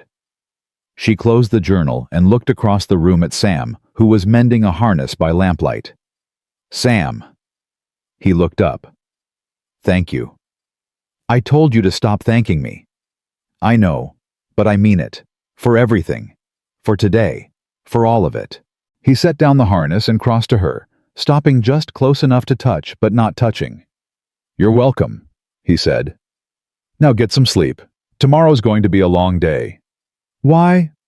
He smiled. Because I'm going to teach Rosie to ride a horse. And something tells me she's going to be asking questions from sunup to sundown. Ellie laughed a real laugh, full and warm. You're right. She probably will. Get some rest, Sam said softly. I'll keep watch. You don't have to keep watch. Webb's not coming back. I know. His eyes held hers. But I like watching over you. Makes me feel like I'm doing something useful. Ellie reached out and touched his arm. You are. More than you know. She went to bed, then curling up beside Hope and Rosie, listening to Sam's quiet movements as he banked the fire and settled into his bedroll. And for the first time since she'd been sold at 14 years old, Ellie fell asleep feeling not just safe, but cherished. February turned bitter cold, the kind of cold that crept into bones and refused to leave. But inside the cabin, warmth grew in ways that had nothing to do with the fire. Rosie began to bloom. She started talking more, her small voice filling the silence with questions and observations, and the kind of innocent chatter that only children could produce. She followed Sam to the barn, now no longer afraid of him watching with wide eyes as he tended the horses and cattle. She'd taken to Rosemary the mare with fierce devotion, spending hours brushing her coat and feeding her bits of apple. "Papa Sam." She called him one morning, the words slipping out as naturally as breathing. Sam froze a bucket of feed in his hands. Ellie watched from the doorway, her heart in her throat. "What did you call me?" Sam's voice was rough. Rosie's face crumpled with sudden fear. "I'm sorry, I didn't mean to. I won't say it again." "No." Sam set down the bucket and knelt in the snow, bringing himself to her level. "No, sweetheart. You don't have to be sorry. You can call me that if you want to." "Really?" "Really." His voice cracked slightly. "I'd be honored." Rosie's face transformed into a smile so bright it could have melted the snow. "Papa Sam," she said again, testing it. "I like that." "Me too." Sam reached out and touched her hair gently.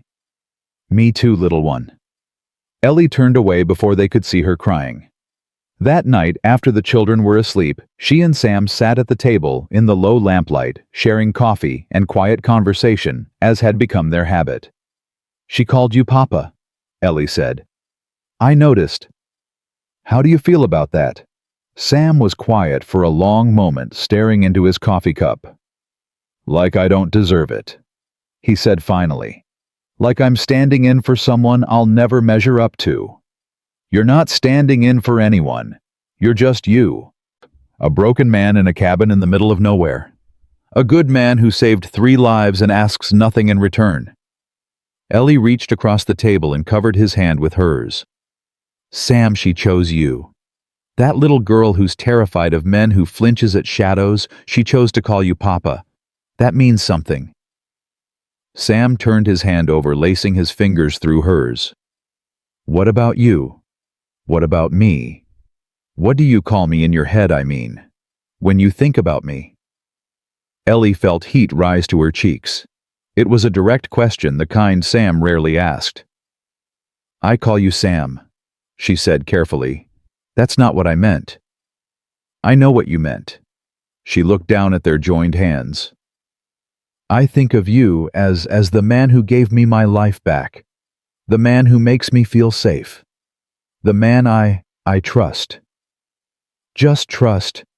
The question hung between them, heavy with unspoken things. "Not just trust," Ellie admitted quietly. "More than that. But I don't know what to call it. I've never felt it before." Sam squeezed her hand.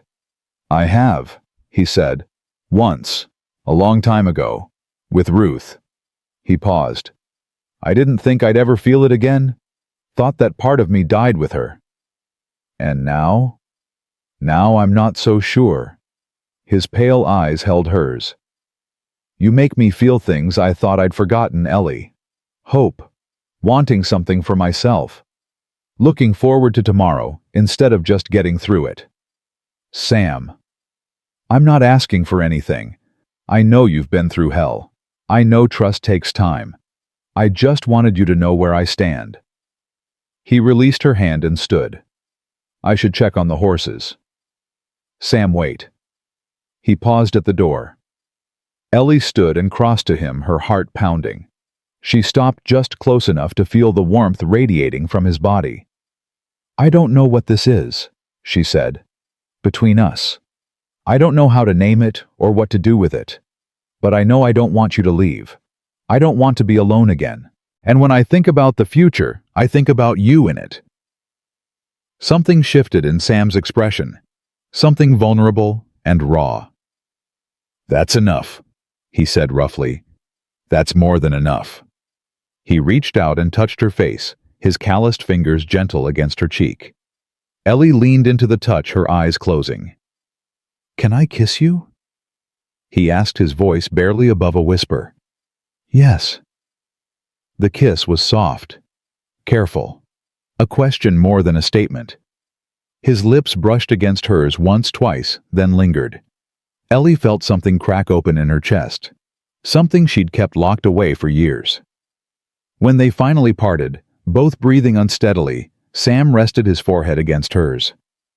I should still check on the horses, he said. I know. But I don't want to move. I know that too.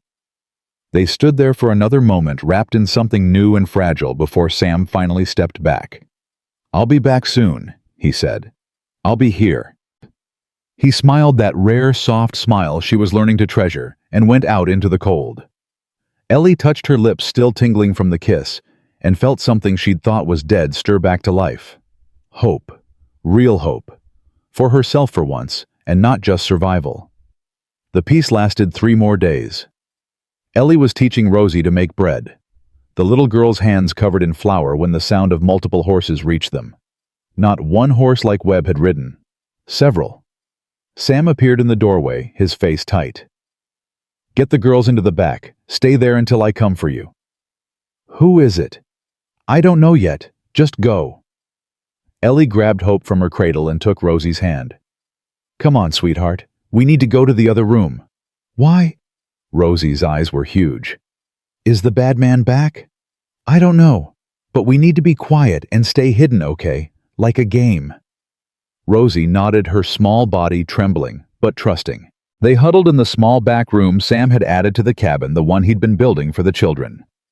Ellie pressed her ear to the door, straining to hear. Voices outside. Sam's low and steady, and others louder, more aggressive. I told you I've never heard of any woman by that name. And I'm telling you, Mr. Thornton, we have reliable information that she's here. A new voice, cultured and cold. My client has a significant investment in this property, and he's not leaving without satisfaction. Your client can go to hell. There's nobody here but me. Then you won't mind if we search the premises. I mind very much. This is my land. You're trespassing. I have a warrant. The rustle of paper. Signed by Judge Fletcher himself, authorizing me to search for and reclaim property belonging to Mr. Cornelius Webb. Ellie's blood turned to ice. Webb. He hadn't given up. He'd just found another way. Webb sold his claim. Sam's voice was hard. I paid him $400 for that contract.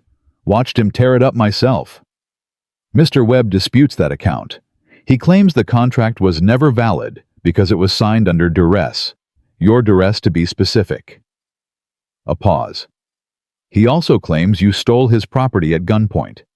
That's a hanging offense in this territory, Mr. Thornton. That's a lie. The judge seems to believe otherwise. Now you can step aside and let us search, or we can arrest you for obstruction and search anyway. Your choice. Silence stretched thick with tension. Ellie clutched Hope tighter, her mind racing. If they found her, they'd take her. Take Hope. Probably take Rosie too. Everything Sam had sacrificed would be for nothing. She couldn't let that happen. Stay here, she whispered to Rosie. Don't make a sound. I'm going to help Papa Sam. Mama, no. I have to, sweetheart. But I'll be right back. I promise. She pressed a kiss to Rosie's forehead, handed Hope into her small arms, and slipped out of the room before the child could protest. The men outside turned as she emerged from the cabin. 4 of them, plus a man in a suit who was clearly the leader. Webb wasn't among them, but his presence hung over everything. I'm Eleanor Callahan. Her voice came out stronger than she expected. I'm the woman you're looking for. Ellie, no. Sam started toward her, but 2 of the men stepped into his path. It's okay. She met his eyes, trying to convey everything she felt. I won't let them hurt you. Not because of me. The woman admits it.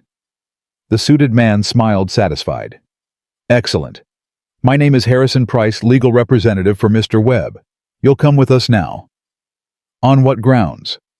On the grounds that you are property belonging to my client, and you have been illegally detained on this property for the past 6 weeks. I'm not property. I'm a person. That contract Sam bought that made me free. That contract was obtained through coercion and is therefore null and void. The original agreement stands. There was no coercion. Webb took the money willingly. That's not what Mr. Webb says. Price's smile widened. And that's not what Judge Fletcher believes.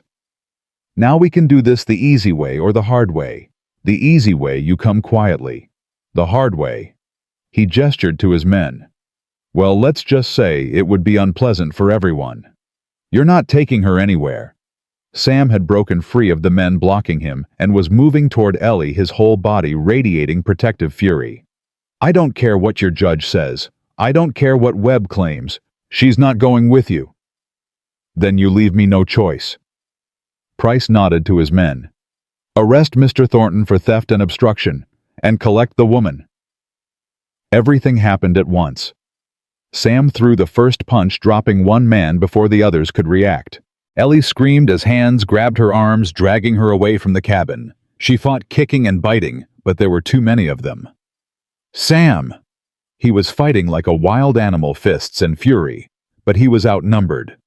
One of the men hit him with something, a club or a pistol butt, and he went down. No! Ellie screamed. Don't hurt him, please! Should have thought about that before. Price adjusted his cuffs, unmoved by the violence. Take them both. The woman to Mr. Webb, Mr. Thornton to the jail. What about the children? One of the men asked. Price paused. What children? Ellie's heart stopped. They didn't know. Webb hadn't told them about Hope or Rosie. They didn't know there were children in the cabin. There are no children, she said quickly. Just us. Price studied her for a moment, suspicious. Search the cabin, he ordered. No. Ellie pulled against the hands holding her. Please. They're just babies. They have nothing to do with this. Leave them alone. So there are children. Price's expression sharpened. Interesting. Mr. Webb mentioned a baby, said it was part of the property. He smiled. Bring the infant as well. No. Ellie fought harder, desperate now. She's mine. She's my daughter. You can't take her. According to the contract, any offspring belong to the owner as well. Standard terms. The men moved toward the cabin. Ellie screamed until her throat was raw. Screamed Rosie's name, telling her to run, to hide, to get away.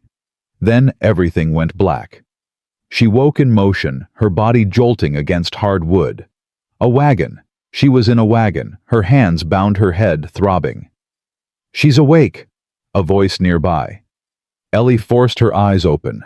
The suited man, Price, sat across from her, watching with cold satisfaction. Where's my daughter? Her voice was a croak. Being transported separately. Mr. Webb felt it was better to keep you apart. Prevent any unfortunate attempts at escape. Where's Sam? Mr. Thornton is in the custody of the sheriff. He'll face trial for theft and assault. He didn't steal anything. He paid for me. That's not how the law sees it. Price smiled. Mr. Webb is a very influential man, Miss Callahan. He has friends in high places. Friends who are happy to help him reclaim what's rightfully his. I'm not his property. The courts disagree, as they've disagreed for years. Women like you have no rights, no standing, no voice. Your property pure and simple. The sooner you accept that, the easier your life will be. Ellie closed her eyes, fighting the despair that threatened to overwhelm her. This couldn't be happening. Not after everything. Not after she'd finally found hope, found family, found love. It couldn't end like this. But it was ending. She was being taken back into slavery, her daughter with her. Sam was in jail, probably facing a rigged trial. Rosie was alone in the cabin, terrified and abandoned. Everything was falling apart. She thought of Sam's face when he'd kissed her. The way he'd said her name like it was something precious. The way he'd fought for her even though he knew he couldn't win. She thought of Rosie's small hand in hers. The way she'd said "Mama" for the first time. The way she'd finally started to trust. She thought of Hope, her baby, her reason for living now in the hands of strangers who saw her as nothing but property. and she made a decision. She was not going back. Not without a fight. Not without trying everything. Not without exhausting every option. She'd escaped before. She could escape again. And this time, she had something worth fighting for. "Mr. Price," she said, keeping her voice steady, "I want to make a deal." Price raised an eyebrow. "You're hardly in a position to bargain." "Hear me out. You said Webb is influential. That means he's rich. And rich men like things that make them richer." She met his eyes. "I know where there's money, a lot of money, hidden on Sam's property. He never told anyone about it, but I found it." The lie came easily. Desperation made her creative. How much money? Thousands. Gold coins, buried under the barn. Ellie watched his expression shift, greed flickering beneath the professional mask.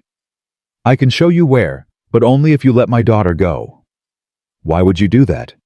"Because she's innocent. She's just a baby.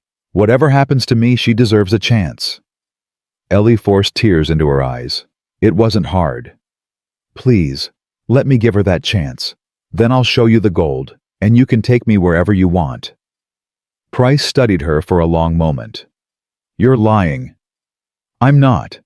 Ask yourself, why would a man with nothing spend $400 on a stranger because he could afford to lose it? Because he had more, much more." The greed was winning. She could see it in his eyes. "Even if there is gold, Mr. Webb still wants you delivered." "He'll get me after you get the gold, and you can keep it all. Webb never has to know." Price was silent, calculating. "You'll show me exactly where?" "Yes." "And if you're lying?" "Then you kill me and deliver my body to Webb. He gets his satisfaction either way." The wagon continued to roll. Every second took her further from Sam, from Rosie, from any chance of rescue. But if she could just get Price to turn around to go back to the ranch, maybe she could find a way. Maybe she could buy time. "Very well," Price finally said. "We'll go back, but if this is a trick, you'll regret it."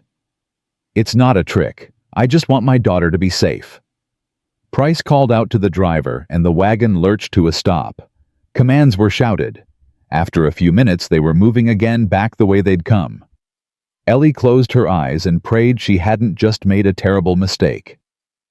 They arrived at the ranch as the sun was setting. The cabin looked empty, deserted. No smoke from the chimney, no light in the windows. Ellie's heart clenched. "Where's the gold?" Price demanded, dragging her down from the wagon. "In the barn, under the third stall." He pushed her toward the barn, two of his men following. The others stayed outside watching the property. Inside the barn, the horses shifted nervously. Ellie scanned the shadows, looking for anything she could use. "Show me," Price said. She led him to the third stall, her mind racing. There was nothing there. No gold, no secret, nothing but dirt and straw. But she'd seen Sam hide something under the floorboards once. A box. She hadn't known what was in it, but it had been heavy. "Here." She pointed to the corner. "You have to lift the boards." Price gestured to his men. They started prying up the wooden planks. And then everything happened at once. A shot rang out from somewhere above. One of the men fell. Price spun, drawing his weapon, but before he could fire, a figure dropped from the hayloft and tackled him to the ground. "Sam." Ellie screamed his name as he and Price struggled for the gun. More shots from outside. Shouts. The sound of horses. "Run!" Sam yelled at her. "Get out of here!" But Ellie didn't run. She grabbed a pitchfork from the wall and swung it at the remaining guard, catching him across the face. He went down with a howl. The gun went off. Ellie's heart stopped. Then Sam was standing over Price's prone form, the weapon in his hand, his face bloody but fierce. "You okay?" he gasped. "I thought they arrested you." "They tried." He grabbed her hand. "We need to go. Now." They burst out of the barn into chaos. More men were arriving on horseback, but they weren't Price's men. These were townspeople led by a tall black man Ellie recognized as the doctor who'd treated her the week before. "Thornton," the doctor shouted. "We got word. Came as fast as we could." "Whitfield," Sam's voice was raw with relief. Thank God. Where are the children? Ellie's heart lurched. Rosie, where's Rosie? I'm here, Mama. The small voice came from the corner of the cabin. Rosie emerged from the shadows, hope clutched in her arms, both children dirty and tear-streaked, but alive. Ellie dropped to her knees and gathered them both in her arms, sobbing. I hid, Rosie whispered, like you told me. I hid until the bad men left. Then I waited. You brave girl. My brave, brave girl. Sam knelt beside them, his hand on Ellie's back. Is it over? Rosie asked. Ellie looked at Sam, at the chaos around them, at the men being rounded up by Dr. Whitfield and the townspeople. Not yet, Sam said honestly. But we're together. That's what matters. Dr. Whitfield approached, his expression grim, but hopeful. We've got Price and most of his men. Sheriff's been arrested too. Turns out he was on Webb's payroll. He looked at Sam. The judge is going to have some questions to answer as well. This whole operation was corrupt from the start. And Webb. He's running. Got word we were coming and took off, but we'll find him. Sam nodded, his jaw tight. Sam. Ellie touched his arm. You're hurt. He looked down at himself as if just remembering. Blood seeped from a wound on his side, staining his shirt dark. It's nothing. It's not nothing. Dr. Whitfield moved closer. Let me look at that. After. Sam pulled Ellie and the children closer. After I know they're safe. We're safe, Ellie said. Because of you. Again. Because of all of us. Sam looked at Rosie. You were so brave, little one. So brave. Rosie leaned against him, exhausted but no longer afraid. Papa Sam saved us, she said simply. Papa Sam had help. He met Ellie's eyes. Your mama saved us too. Convinced Price to come back here. Bought us time. The gold. Price croaked from where he lay on the ground, hands bound. She said there was gold. There's no gold, Ellie said. I lied. You what? I lied to save my children. I'd do it again. Price's face twisted with rage, but Dr. Whitfield silenced him with a look. Get him out of here, the doctor ordered. And get Thornton inside. That wound needs attention. The next hours blurred together in a haze of activity. Dr. Whitfield treated Sam's wound, a graze that looked worse than it was. The townspeople cleaned up the aftermath, taking statements, securing prisoners. Clara Jenkins from the general store arrived with food and blankets, clucking over the children like a mother hen. By midnight, the ranch was quiet again. The children were asleep. Sam was bandaged and resting, and Ellie sat at the table too, wired to sleep. You should rest. Sam's voice came from the bed.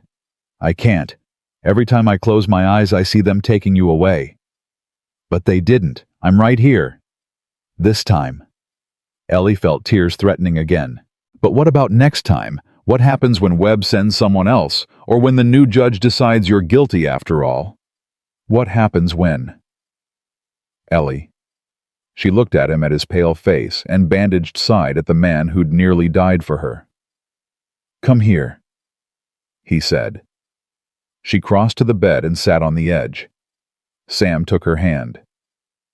I'm not going anywhere, he said, and neither are you. Webb is finished. The judge is finished. Dr. Whitfield and the others, they're good people. They won't let this happen again. You can't know that. No. But I can choose to believe it. He squeezed her hand. That's what you taught me, you know.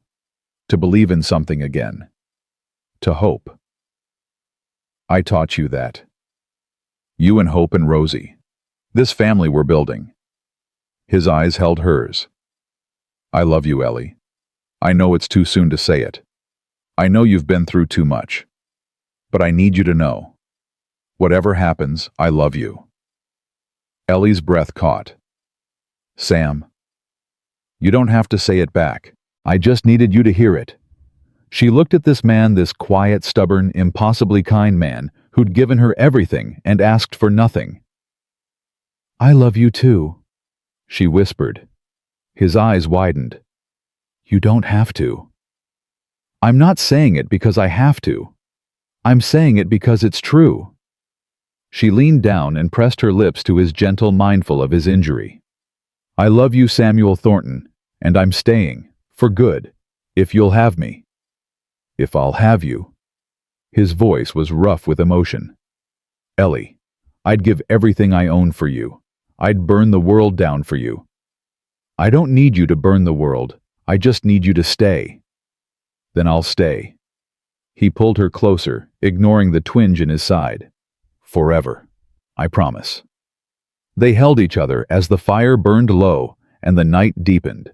And for the first time since the nightmare had begun, Ellie felt truly, completely safe. Not because the danger was gone, not because everything was perfect, but because she wasn't alone anymore. She had Sam. She had hope. She had Rosie. She had a family. And she would fight to keep them. No matter what came next, no matter what it cost. Because that was what love meant. That was what freedom meant. Not the absence of chains, but the presence of people worth fighting for. Spring came slowly to the Texas hills, melting the snow in patches, coaxing green shoots through the frozen earth. But inside the cabin, the warmth had already arrived.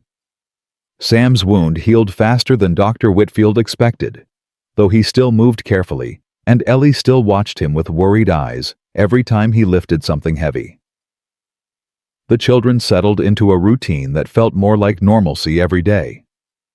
Hope was crawling now, pulling herself across the floor with determined focus, her giggles filling the cabin with music. Rosie had stopped flinching at loud noises, stopped looking over her shoulder, stopped waiting for the next terrible thing, and Ellie had stopped running. Not physically, she'd never actually tried to leave, but mentally, emotionally, she'd spent her first weeks at the ranch with one foot out the door, ready to flee at the first sign of danger. Now, she walked through the cabin like it belonged to her, touched the walls like they were hers, looked at Sam like he was home. Because he was. "You're staring again," Sam said one morning, catching her watching him over breakfast. "I like looking at you." "I'm nothing special to look at." "You're wrong," Ellie smiled. "You're the most beautiful thing I've ever seen." Sam's ears went red the way they always did when she said something tender. Even after everything, he still wasn't used to being loved. "Mama." Rosie tugged at her sleeve. "Can we visit Rosemary today? Papa Sam said I could feed her apples." "If Papa Sam said so, then yes." "Papa Sam says a lot of things." Sam muttered, but he was smiling. "Finish your breakfast first." Rosie stuffed the rest of her biscuit into her mouth with enthusiasm, cheeks bulging like a chipmunk. "Slow down," Ellie laughed. "The horse isn't going anywhere." "But I want to see her now." "Patience, little one." Sam reached over and wiped crumbs from her chin. "Good things come to those who wait." "That's what you always say." "Because it's true." Ellie watched them together, this man and this child, who'd both been so broken when they first met. Rosie had transformed under Sam's patient care, blooming from a terrified shadow into a spirited little girl who laughed and played and trusted. And Sam had transformed too, though more quietly. The haunted look in his eyes had softened. The rigid set of his shoulders had relaxed. He smiled now, really smiled in ways that made Ellie's heart skip. They'd built something here, something real and lasting and good. But there was still one thing missing. "Sam," Ellie said that evening after the children were asleep, "we need to talk." He looked up from the harness he was mending, instantly alert. "What's wrong?" "Nothing's wrong. There's something I've been thinking about." "Tell me." She sat across from him at the table, gathering her courage. "We've been living as a family for months now, you, me, Rosie, Hope, but we've never made it official, never made it legal." Sam set down the harness. "You mean marriage?" "I mean everything. Marriage. Adoption. Making Rosie legally our daughter. Making Hope legally yours. She met his eyes. I want us to be a family in every way, not just in how we feel, but in how the world sees us. Ellie, you know I want that too. But after everything that happened, I wasn't sure if you. If I what? If you'd want to be tied to anyone again. Even me. His voice was quiet. Marriage is a contract, and you've had bad experiences with contracts. This is different. How? Ellie reached across the table and took his hands. Because I'm choosing it. Nobody's forcing me. Nobody's selling me. I'm standing here free, and I'm choosing you. She squeezed his fingers. That's what makes it different. That's what makes it matter. Sam stared at her for a long moment. Then he stood abruptly and crossed to the loose floorboard in the corner, the one where he kept his savings. What are you doing? He pulled out a small box she'd never seen before and brought it back to the table. His hands were shaking slightly as he opened it. Inside was a ring. Simple silver, worn smooth with age, with a tiny blue stone that caught the lamplight. It was my mother's, Sam said. She gave it to me before she died. Told me to give it to the woman I wanted to spend my life with. He looked at Ellie. I gave it to Ruth on our wedding day. After she died, I put it back in this box. Thought I'd never take it out again. Ellie's breath caught. Sam. But then you came, you and Hope and Rosie, and suddenly this cabin wasn't empty anymore. Suddenly I had a reason to get up in the morning. Suddenly I had something worth living for. He took the ring from the box. Eleanor Callahan. I love you. I love your daughter. I love the little girl who calls me Papa. And I want to spend the rest of my life proving that to you. Will you marry me? Tears streamed down Ellie's face. Yes. The word came out choked. Yes, Sam. 1,000 times yes. He slid the ring onto her finger. It fit perfectly, as if it had been waiting for her all along. Then he pulled her into his arms and kissed her deeply thoroughly, the way he'd been too careful to kiss her before. She melted into him, her hands fisting in his shirt, her heart so full she thought it might burst. When they finally pulled apart, both breathless Sam rested his forehead against hers. Tomorrow, he said. We'll ride into town tomorrow, find the preacher, make it official. What about Rosie Hope? We'll bring them. They're part of this, he smiled. Besides, Rosie's been asking when we're going to have a real wedding. I think she wants to throw flowers. Ellie laughed through her tears. Of course she does. So tomorrow. Tomorrow, she agreed. Tomorrow we become a family. The ride into town felt different this time. Ellie had made this journey before terrified and silent, waiting for someone to recognize her, to drag her back to captivity. But today she sat beside Sam, with her head held high. Hope in her lap. Rosie wedged between them, chattering about flowers and dresses and cake. Will there be cake, Mama? At weddings there's supposed to be cake. I don't know, sweetheart. We'll see. Mrs. Jenkins makes good cake. I had some when we went to the store last time. Then maybe Mrs. Jenkins will make us one. Can I ask her? Can I ask her right now when we get there? We'll see. Sam caught Ellie's eye and smiled. This was their life now. Endless questions from a curious 4-year-old, sticky fingers and muddy boots and laughter that filled every corner of the cabin. It was chaotic and exhausting and absolutely perfect. The town was busier than Ellie remembered. People moved along the wooden sidewalks going about their daily business. A few looked up as their wagon passed recognition flickering in their eyes. That's Thornton, someone murmured. And the woman he bought at auction. Ellie stiffened, but Sam's hand found hers. Let them talk, he said quietly. Their words can't hurt us. He was right. She knew he was right, but the old fear was hard to shake. They stopped first at the general store, where Clara Jenkins greeted them with genuine warmth. "Well, look at you three. 4, I should say." She smiled at Hope, who was grabbing at everything within reach. "What brings you to town?" "We're getting married," Rosie announced before anyone else could speak. "And I'm going to throw flowers. And there's going to be cake, right, Mrs. Jenkins? You'll make us cake." Clara laughed. "Is that so? Well, I suppose I could manage a cake. When's the wedding?" "Today," Sam said. "If the preacher's available." "Today?" Clara's eyebrows rose. "Well, you don't waste time, do you?" She looked at Ellie with knowing eyes. "Can't say I blame you. After everything that's happened, I'd want it settled too." "You know about what happened." "The whole town knows. Dr. Whitfield made sure of it." Clara leaned closer. "Webb's finished, dear. His reputation's ruined. The judge he bought has been removed. And the territorial governor himself is looking into how many other women were illegally sold in this county." She patted Ellie's hand. "You're not just getting married. You're getting justice." Ellie felt something loosen in her chest. She'd known Webb had been exposed, but hearing it confirmed, knowing the whole town knew, that was different. "Thank you," she whispered, "for telling me. Thank me by being happy." Clara shooed them toward the door. "Now go find that preacher. I'll have a cake ready by this afternoon." The preacher was a kind-faced man named Reverend Thomas, who agreed to perform the ceremony without hesitation. "I've heard about you, Mrs. Callahan," he said as they stood in his small office. "About what you've endured.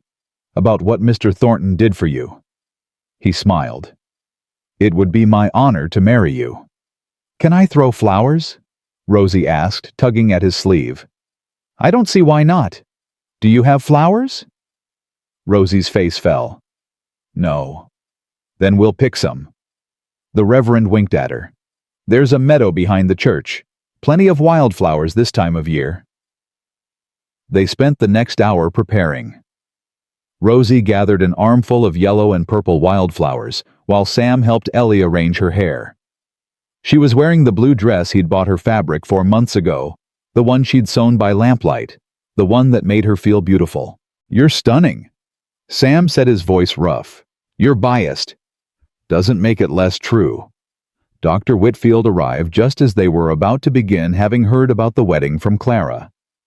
He stood as their witness, his presence a reminder of how much had changed since that terrible night when men had come to take Ellie away. "Ready?" Reverend Thomas asked. Ellie looked at Sam, at Rosie bouncing excitedly with her flowers, at Hope gurgling in the carrier Dr. Whitfield was holding. "Ready," she said.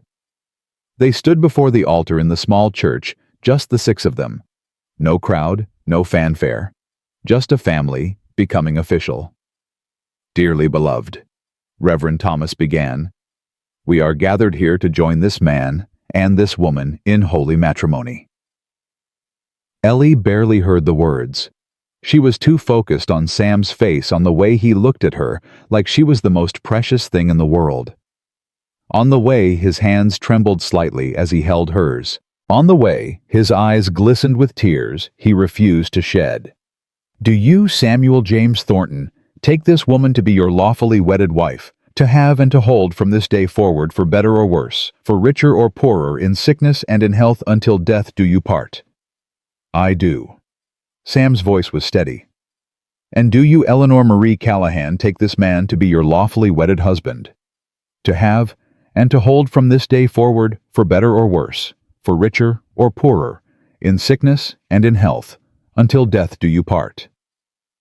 Ellie thought of everything that had brought her to this moment. The auction, the chains, the years of suffering.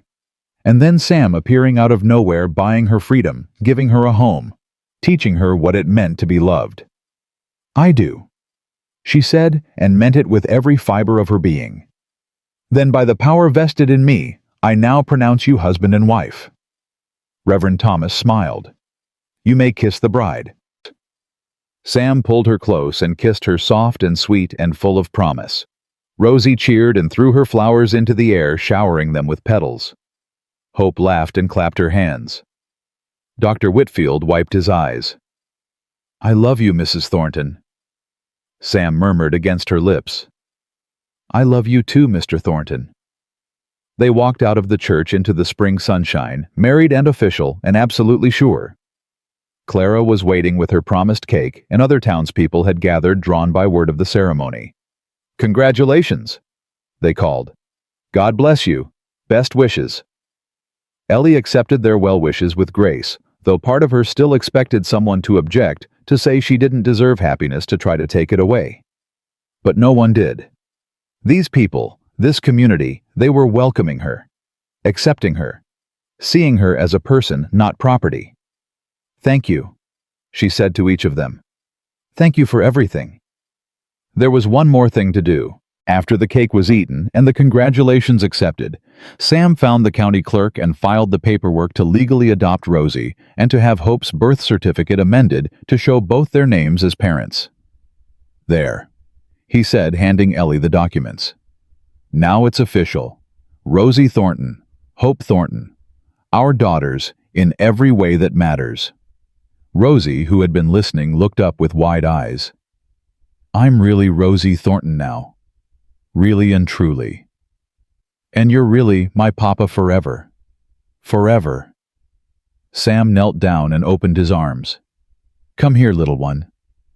Rosie threw herself at him, wrapping her small arms around his neck. "I always wanted a real papa," she whispered.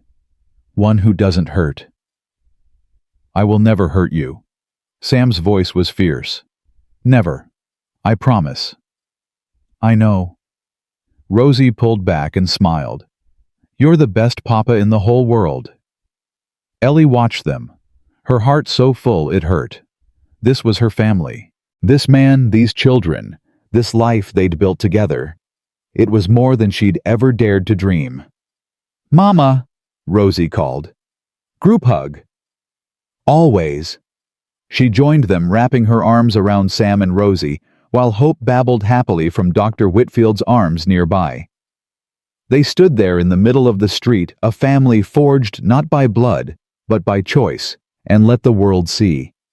Let them see what love looked like. Let them see what freedom meant. The ride home felt like the beginning of something new. Rosie fell asleep against Sam's shoulder, exhausted from the excitement. Hope dozed in Ellie's arms, her small fist curled around Ellie's finger. The sun was setting, painting the sky in shades of gold and pink. "Wife," Sam said softly. Ellie smiled. "Husband." "I like the sound of that." "Me too." They rode in comfortable silence for a while, watching the landscape pass. "Sam," Ellie said eventually. "Thank you." "For what?" "For everything. For buying my freedom. For giving me a home. For loving me when I couldn't love myself." She leaned her head against his shoulder. "For giving me a reason to hope." "You gave me the same thing." He kissed the top of her head. "Before you came, I was just existing, going through the motions, waiting to die." His voice caught. "You brought me back to life, Ellie. You and these girls. We saved each other." "Yeah." He smiled. "I guess we did." The cabin came into view, smoke rising from the chimney, where Sam had banked the fire before they left. It looked small and humble, nothing special, but to Ellie, it was everything. "Home," she said. "Home." Sam agreed. He helped her down from the wagon, careful not to wake the sleeping children. They carried the girls inside and settled them in bed, then stood watching them sleep for a long moment. "I never thought I'd have this," Ellie whispered. "A family, a home, a husband who loves me. I never thought I'd have it again." Sam put his arm around her. "After Ruth, I closed off that part of myself. Thought it was safer to be alone. And now? Now I can't imagine being alone again." He turned her to face him. "You changed everything, Ellie. You and your fierce heart and your stubborn hope. You made me believe in something again." "What do you believe in?" "This." He gestured around them. "Us. Our family. The life we're building." He cupped her face in his hands. "I believe in second chances. I believe in redemption. I believe that broken things can be made whole again." Ellie felt tears sliding down her cheeks. "I believe it too," she whispered.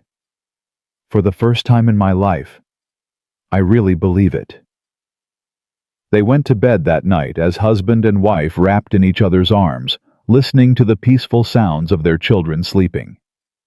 Outside, the spring wind rustled through the pines. Inside, everything was warm and safe and full of love. Ellie lay awake for a while, thinking about everything that had happened. The auction where her life had been sold for $300. The man who'd paid that price and asked for nothing. The children who'd found their way to her. The community that had rallied to protect them. She thought about who she'd been a year ago. Broken. Hopeless. Convinced that she'd never be anything more than property. And she thought about who she was now. A wife. A mother. A woman who'd chosen her own path and built her own future. The transformation felt impossible.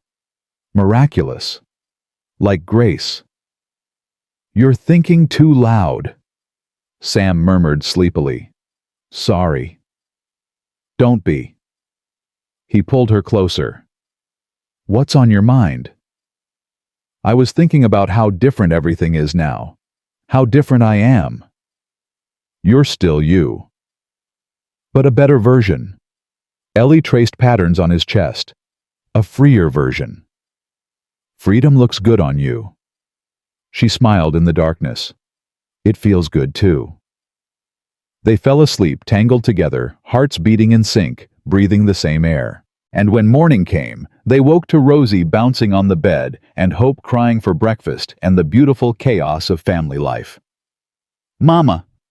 Papa, wake up, the sun's out and Rosemary is waiting and I want to help make breakfast and can we have pancakes please?" Sam groaned and pulled the pillow over his head. Ellie laughed and scooped Rosie into her arms. "Pancakes it is, but you have to help mix the batter." "I'm the best mixer," Rosie declared. "The best mixer in the whole world." Ellie agreed. She carried Rosie to the kitchen while Sam stumbled after them, still half asleep, to get Hope from her cradle. They moved around each other with the ease of long practice, a family dance they'd perfected over months of shared mornings. Pancakes were made, batter was spilled. Rosie got flour in her hair, and Hope threw her food on the floor with gleeful abandon. It was messy and loud and absolutely perfect. After breakfast, while Sam took Rosie to feed the horses, Ellie sat at the table with her journal. March 15th, she wrote, "Today I woke up as Eleanor Thornton, wife, mother, free woman. 1 year ago I was property. I had no name that mattered, no future that was mine, no hope that things would ever change. And now everything has changed. I have a husband who loves me, who sees me, who chose me when he could have walked away. I have daughters who call me mama, who trust me to keep them safe, who teach me every day what joy looks like. I have a home that's mine because I chose it, not because I was sold to it. I used to think freedom was just the absence of chains. But I was wrong. Freedom is having someone to love and being loved in return. Freedom is choosing your own path and walking it without fear. Freedom is building something beautiful out of broken pieces." She paused, looking out the window at Sam and Rosie in the paddock, watching Rosemary eat her apple. "I was once priced at $300. She continued writing. "Now I know my worth is beyond any price. I was once property sold and bought and traded like livestock. Now I'm a person who belongs to herself. I was once hopeless, convinced that pain was all I'd ever know. Now I'm full of hope for myself, for my family, for the future we're building together. This is my story. Not the story of what was done to me, but the story of what I chose to become. A survivor, a mother, a wife, a woman who refused to stay broken. I'm not the same person I was when Sam bought my freedom. I'm better, stronger, more whole, and I'm grateful for every single day I get to live this life." She closed the journal and pressed her hand against the cover. Outside, Rosie's laughter rang through the morning air. Hope babbled happily from her blanket on the floor.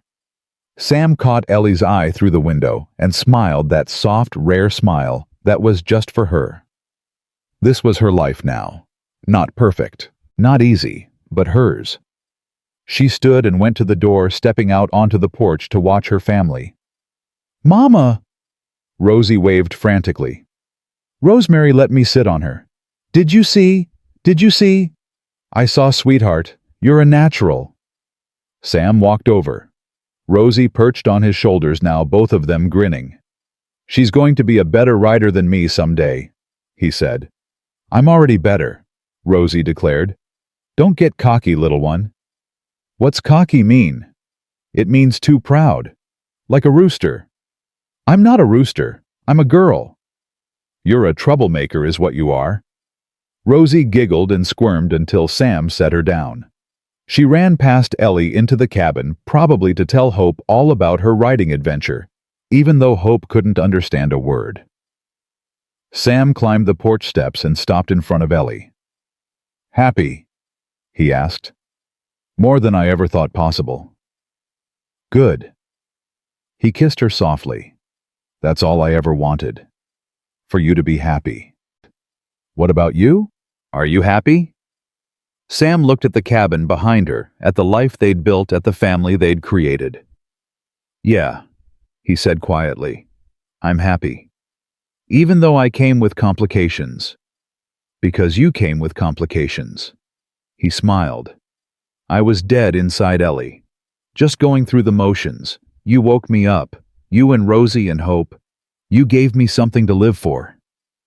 We gave each other that." "We did." He took her hand.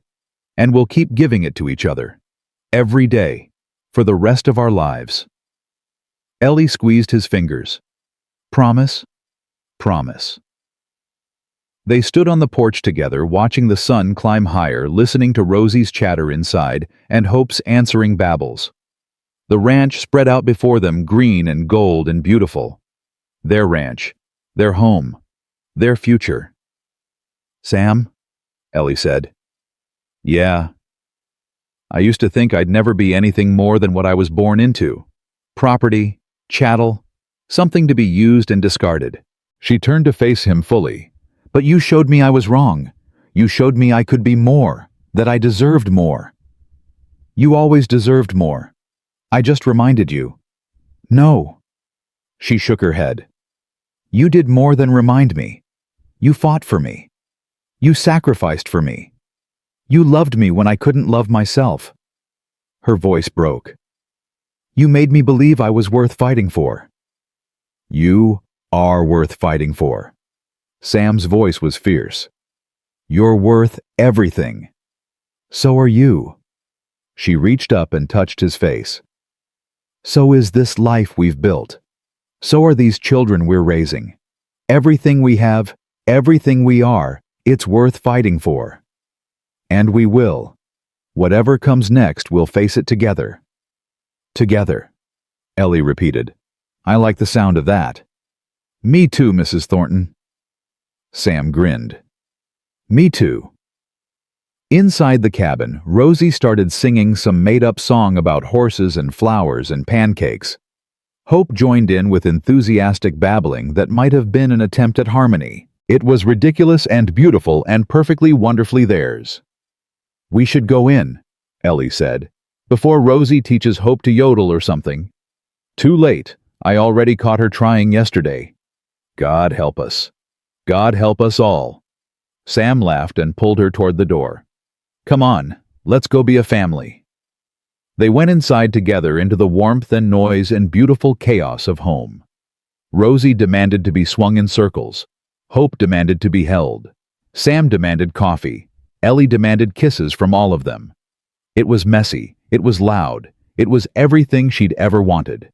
And as she stood in the middle of her cabin surrounded by the people she loved, Eleanor Thornton knew with absolute certainty that she was exactly where she was meant to be. Not because someone had placed her there, but because she had chosen it. That was the difference between being property and being free. Property went where it was put. Free people chose their own path. And Ellie had chosen this man, this family, this life. She would never stop choosing it. Not today, not tomorrow, not ever. Because this was home. This was love. This was freedom. And it was hers now and forever, bought not with money, but with trust, not with chains, but with choice, not with desperation, but with hope. She had been sold once valued at $300, weighed and measured, and found wanting. Now she was priceless. Now she was loved. Now she was free. And that was worth more than all the gold in the world.